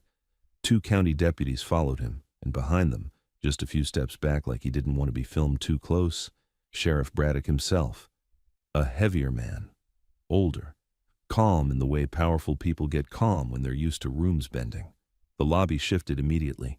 Nurses stiffened. Security straightened. The administrator in the blazer moved like she'd been waiting for the sheriff's presence to make the problem official. Rourke's gaze snapped to Eli and warmed artificially. "Buddy," he called, friendly enough to make strangers think he was rescuing him. Eli flinched so hard his blanket slipped, and he pulled it back up with shaking hands. Mason stepped subtly, placing himself between Eli and the line of sight without touching the child. Rourke's smile thinned when he saw that. Sheriff Braddock approached, hands relaxed, voice smooth.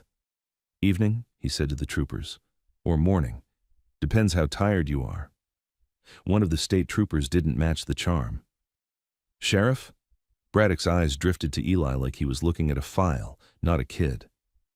"This child was removed from my deputy's protective custody," he said. "We're here to correct that." Ms. Laird's voice stayed level. "The child was removed unlawfully from a hospital. CPS is taking temporary custody pending judicial review." Braddock's mouth tightened slightly. "CPS works with the county." Ms. Laird didn't blink. "CPS works with the law." Rourke stepped forward half a pace. "He's confused," he said, still warm. "He ran from the hospital. We brought him somewhere safe. These bikers—" "Stop," the state trooper said, quiet and flat, not loud, final. Rourke froze mid-sentence, smile stuck on his face like glue. The trooper turned his head toward Braddock. "We have a directive, we have documentation. If you want to challenge it, you challenge it with the issuing authority, not by approaching the child." Braddock's eyes sharpened. "Issuing authority being who?" A voice answered from behind them before anyone else could. "Me." Investigator Klein stepped into the lobby in plain clothes, folder under his arm. Behind him, a woman in a dark coat walked with the kind of stillness that had been watching all night. No rush, no hesitation. She didn't need to show a badge to change the air. Rourke's smile twitched, almost breaking. Braddock's gaze moved to her and his face tightened. He knew her. Klein didn't introduce her. He didn't have to. He spoke to Braddock like he was reading from procedure. "Circuit has assumed jurisdiction due to conflict of interest and credible evidence of falsified custody documentation." Braddock's voice stayed polite, but it turned icy. "Conflict of interest?" The woman finally spoke, and her voice was the same one on the phone, controlled, precise. "Deputy Rourke's involvement with the mother and child, his actions at the hospital, the unfiled order presented to staff, the removal through a staff exit while the mother was sedated. That's enough." Rourke lifted his chin. "Your Honor, do not address me," she said, not loud, not dramatic, just a door closing. Rourke's jaw flexed. "I was protecting a child." "You were controlling a child," she replied. "There's a difference." Eli's eyes stayed locked on Mason now, because the adults had turned dangerous again, and he didn't know which uniforms meant safety. Ms. Laird leaned down to Eli. "We're going to ICU. You stay with me." Eli nodded quickly, desperate. Braddock stepped closer, voice tight. "With respect, Judge, this is my county. You're creating a spectacle." The judge didn't react to the word. "The spectacle was created when your deputy turned a hospital into a hunting ground." Rourke's smile returned, forced. "There's a lot of misinformation being pushed by—" Klein cut him off without raising his voice. "Deputy Rourke, you are under directive not to contact the minor or attempt access to the mother. Violate it, and you will be detained." Rourke stared at Klein as if he wanted to peel the words off him with his hands. Then his eyes flicked to Eli again, and he softened his tone like a weapon changing shape. "Eli," he said gently, "come on, buddy, let's not make this scary." Eli's breath caught. He didn't move. The blanket trembled in his fists. Mason's voice stayed low. "Don't talk to him." Rourke's eyes snapped to Mason, smile tightening.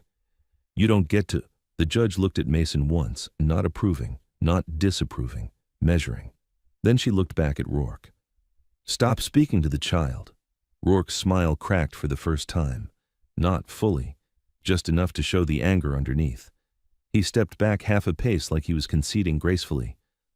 Of course. Ms. Laird guided Eli forward, and the troopers formed a quiet corridor around them, not dramatic, just bodies placed where bodies needed to be.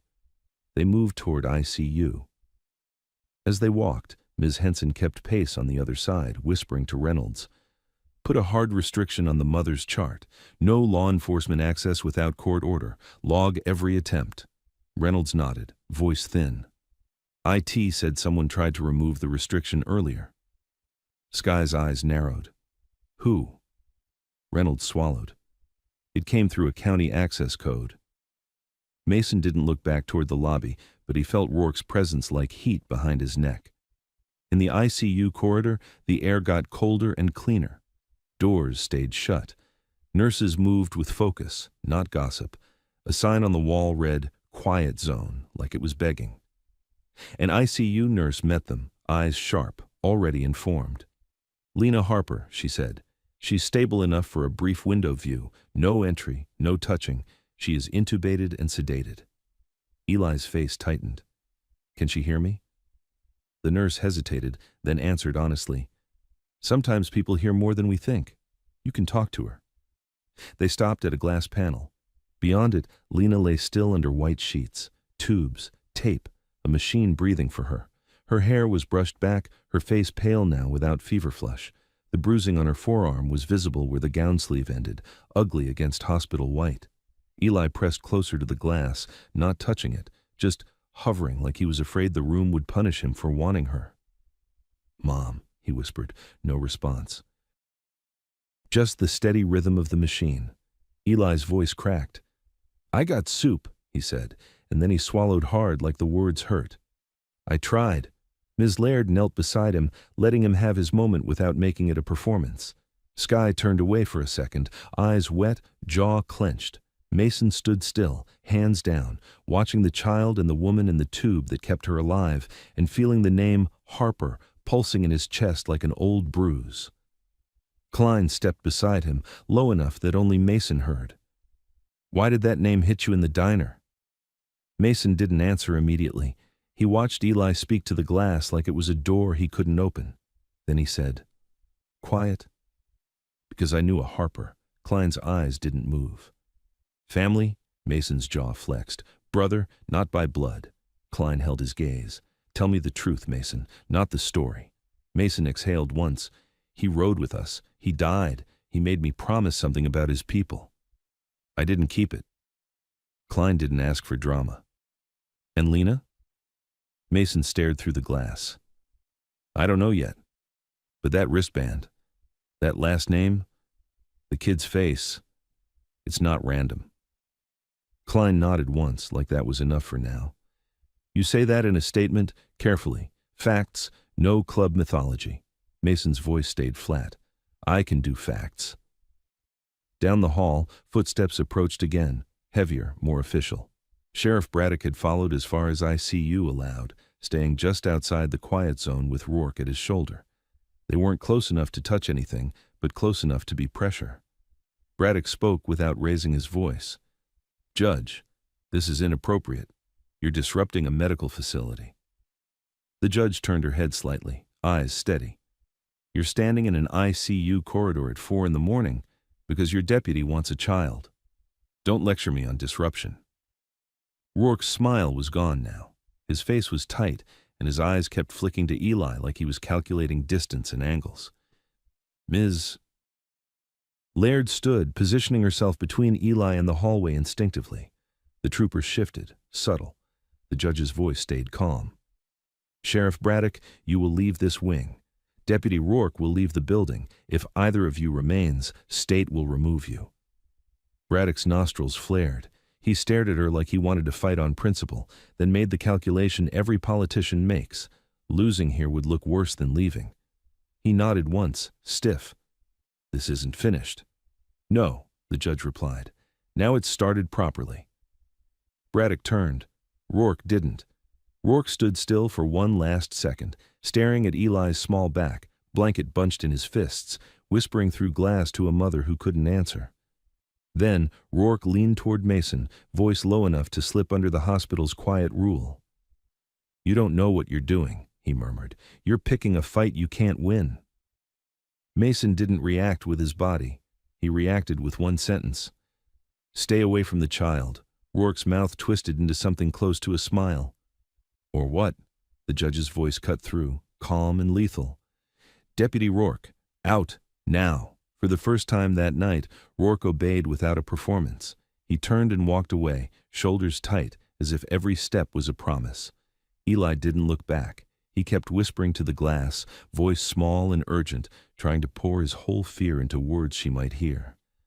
And when Ms. Laird finally touched his shoulder gently and said, "Okay, Eli, we need to move you to a safe room now," he turned to Mason with red eyes and asked, barely audible, "Are you going to leave again?" Mason didn't answer Eli right away, because the kid's question wasn't about tonight. It was about the way adults vanish when things get hard. He crouched just enough to meet Eli's eyes without boxing him in. "I'm not leaving you," he said. "Not like that. Not again." Eli's face tightened like he wanted to believe it, and was afraid belief was dangerous. "He said you would." "He lies," Mason said. "That's what he does." Ms. Laird kept her hand near Eli's shoulder, careful not to grab. "Eli, we're going to a quiet room near ICU. You'll be close to your mom. You'll have staff and troopers with you, okay?" Eli nodded once, then looked back through the glass at Lena's still face. He whispered something only he could hear, then turned away like it hurt.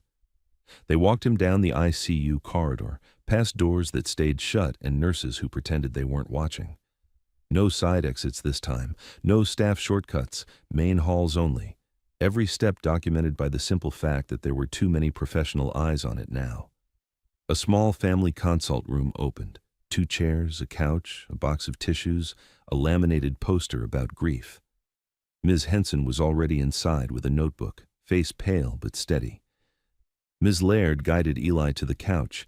Eli sat with the blanket bunched under his chin, hands clenched in it like it was the only thing that didn't change.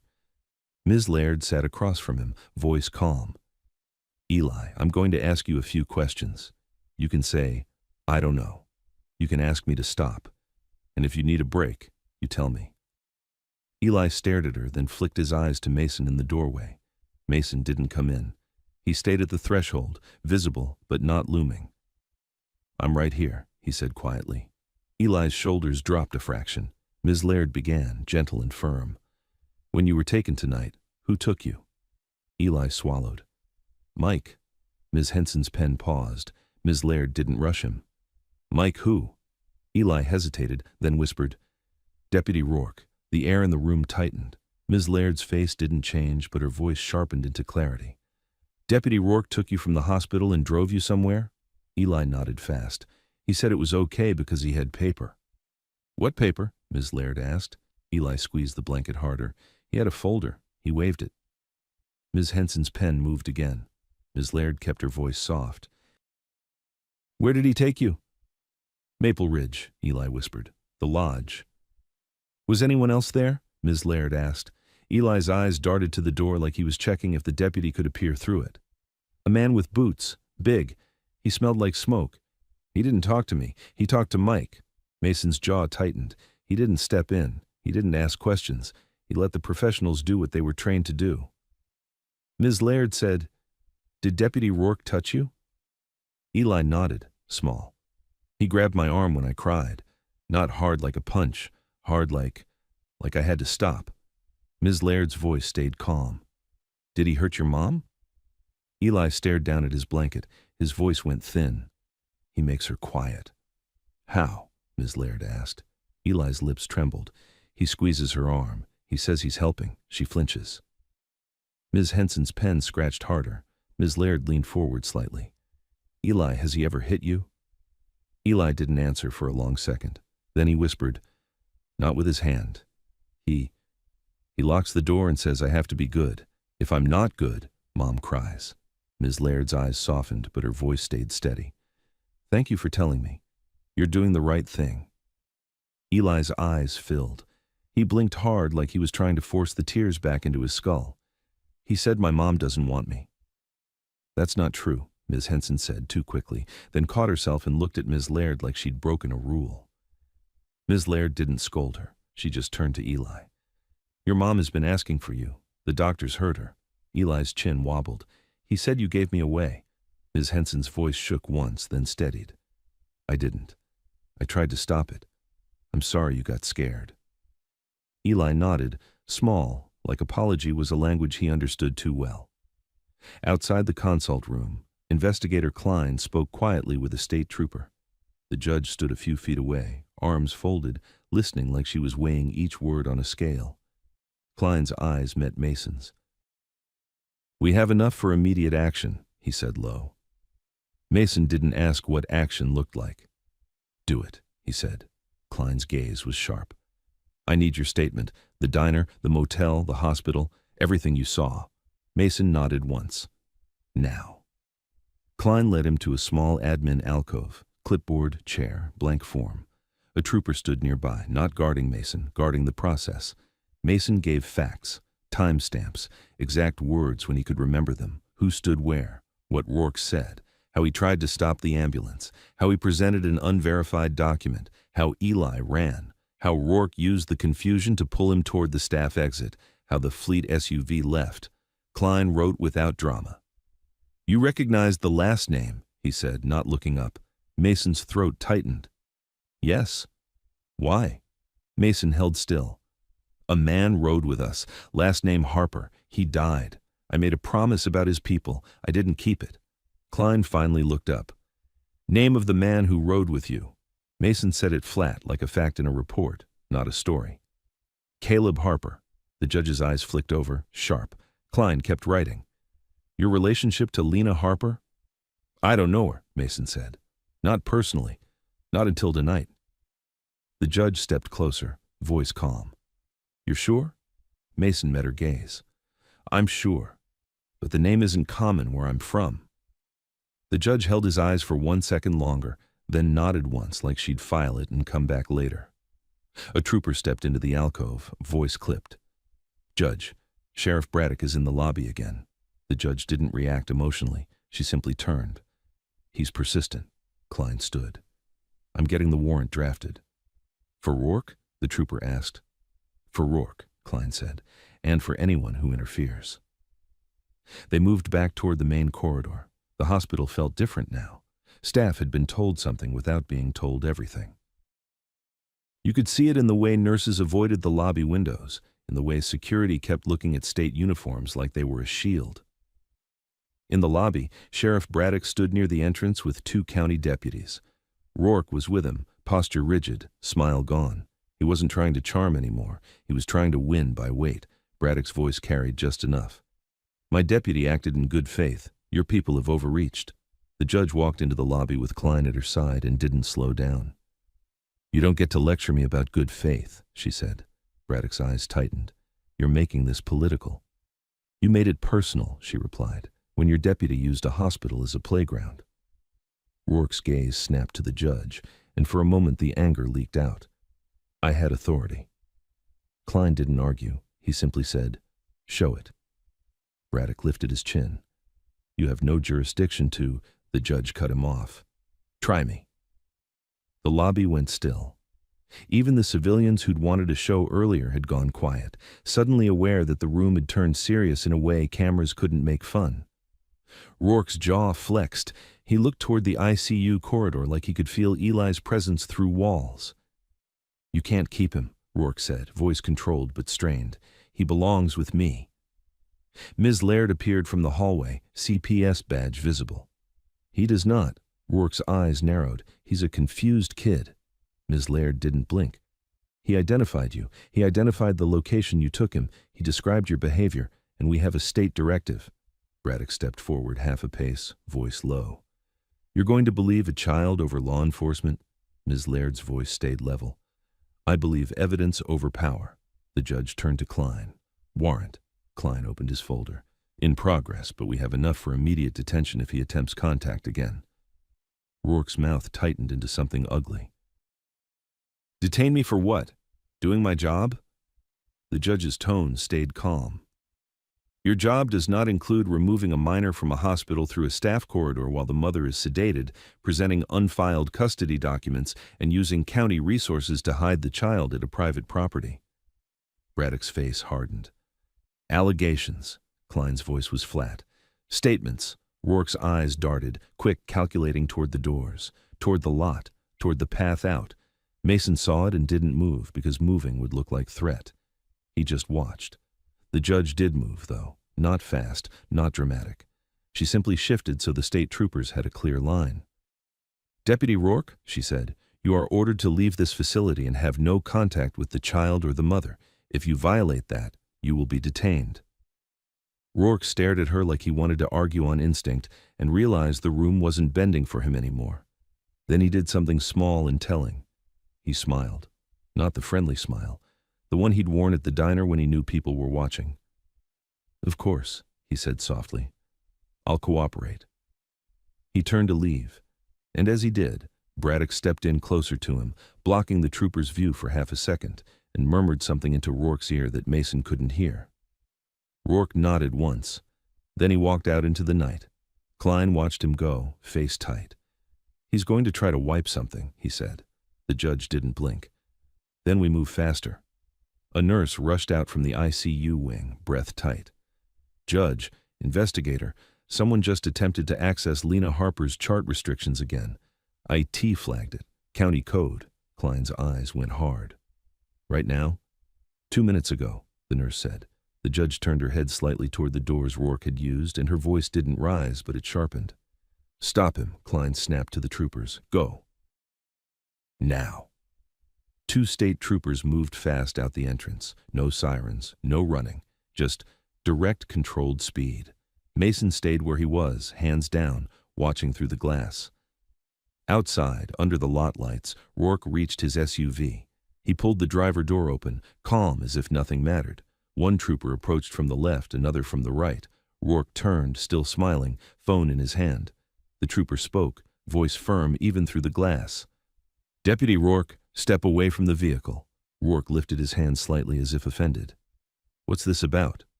"Step away," the trooper repeated. Rourke's smile tightened.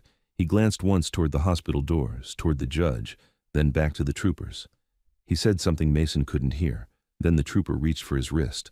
Rourke's smile vanished. His arm jerked, fast, instinctive, like he was going to pull away, like he was going to turn it into resistance on camera. And the second trooper was already there. Rourke's shoulder hit the SUV. His phone skittered on the pavement. The cuffs came out. Mason watched the metal close around Rourke's wrists, and for the first time since the diner, the man with the badge looked exactly like what he was. Not authority. A problem being handled.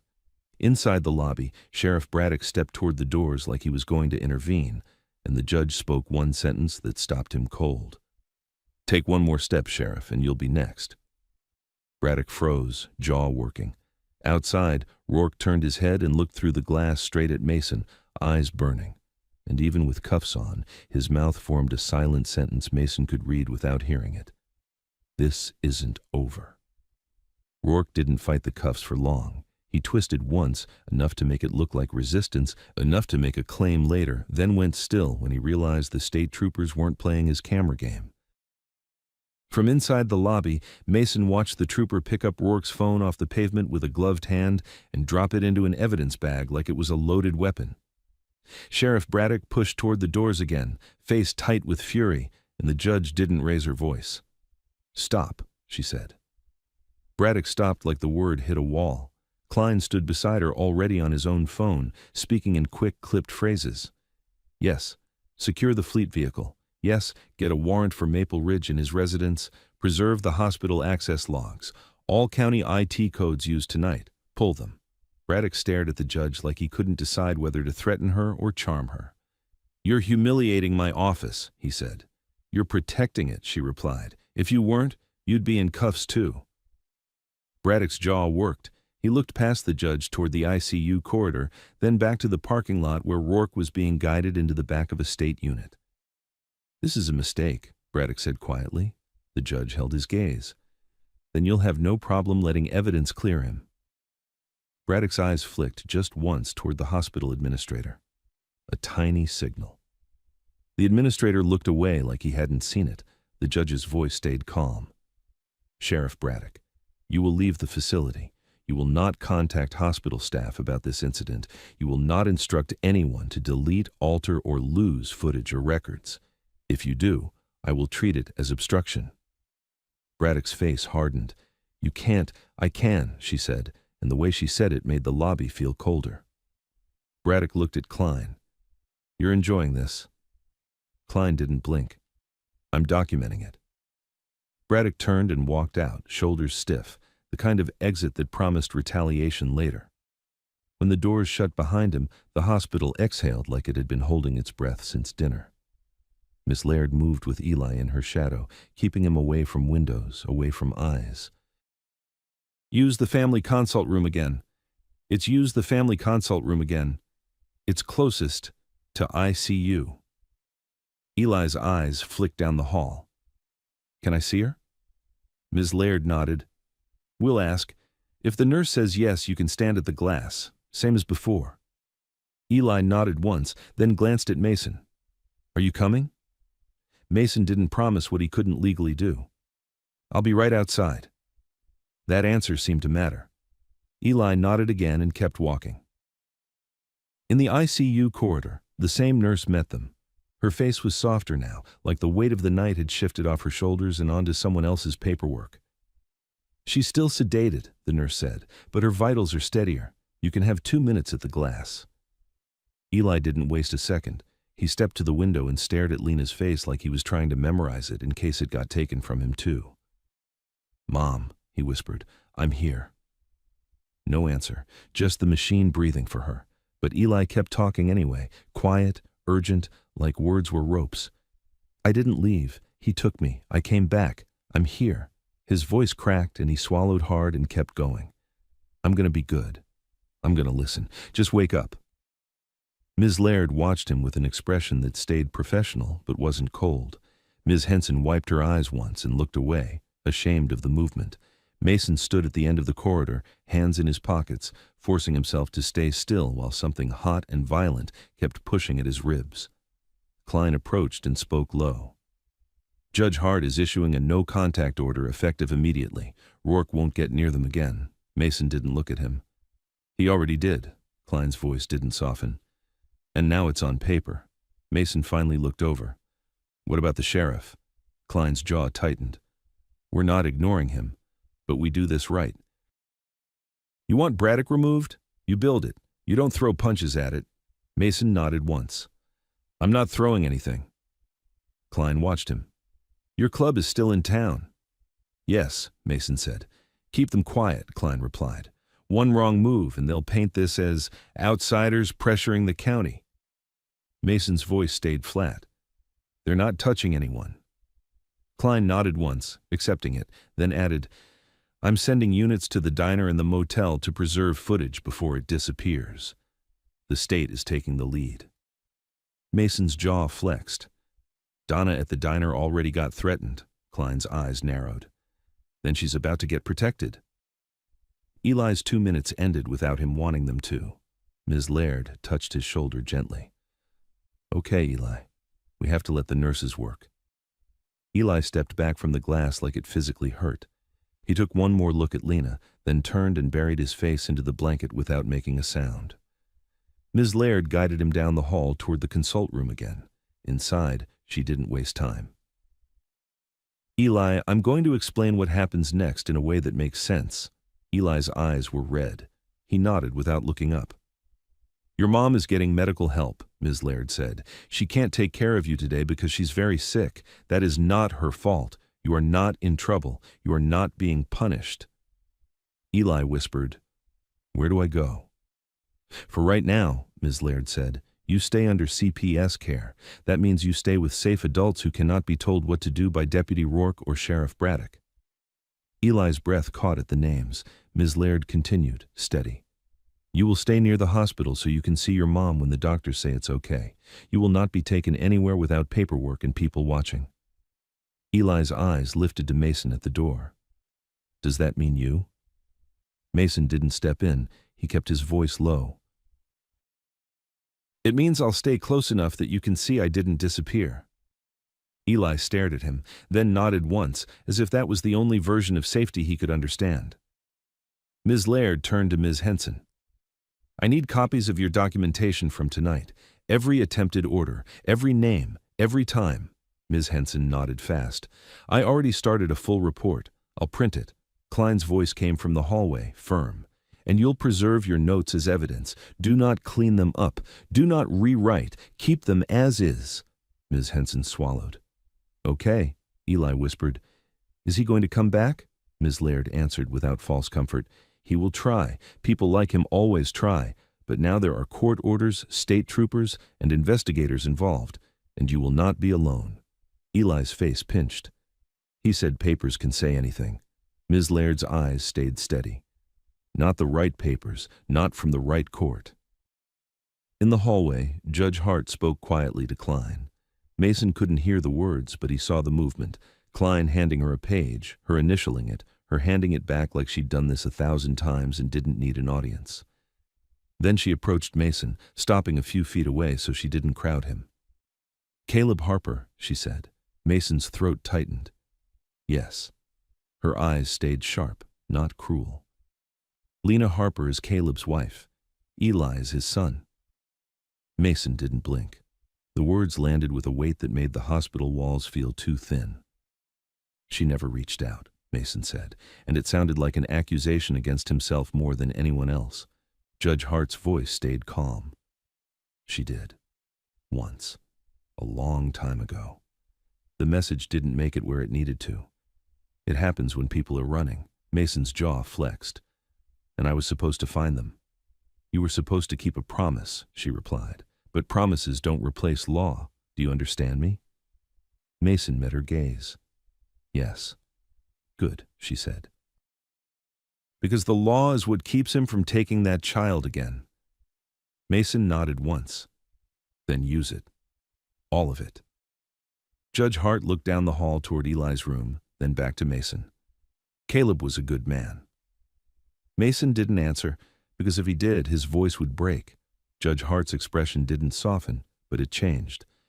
When Lena is awake enough, she will need a safe plan, not a hero plan, a safe one. Housing, medical coverage, protective order enforcement, witness protection if necessary. Mason's voice stayed flat. The club can pay for the hospital. Judge Hart's eyes narrowed. That helps, but money doesn't fix control. Control is what we're cutting out. Mason nodded. Tell me what you need, and I'll do it the clean way. Judge Hart held his gaze for 1 second longer, then nodded once like she believed him. An hour later, the sky outside the hospital windows turned a dull gray that meant morning was coming whether anyone wanted it or not. State troopers went and came in quiet waves. A trooper spoke to the hospital IT manager, and the IT manager's face went pale and then determined. A trooper spoke to the administrator, and the administrator stopped looking like a man trying to avoid a lawsuit and started looking like a man trying to survive one. Ms. Laird stepped into the hallway and motioned to Mason. We're moving Eli to a secure family room with a trooper posted. He wants food. Mason nodded. The diner. Ms. Laird hesitated. Public. Mason didn't argue. Donna's place has cameras, and my people will stay outside. No vests, no crowd inside. Ms. Laird watched his face like she was deciding whether to trust him. Then she nodded once.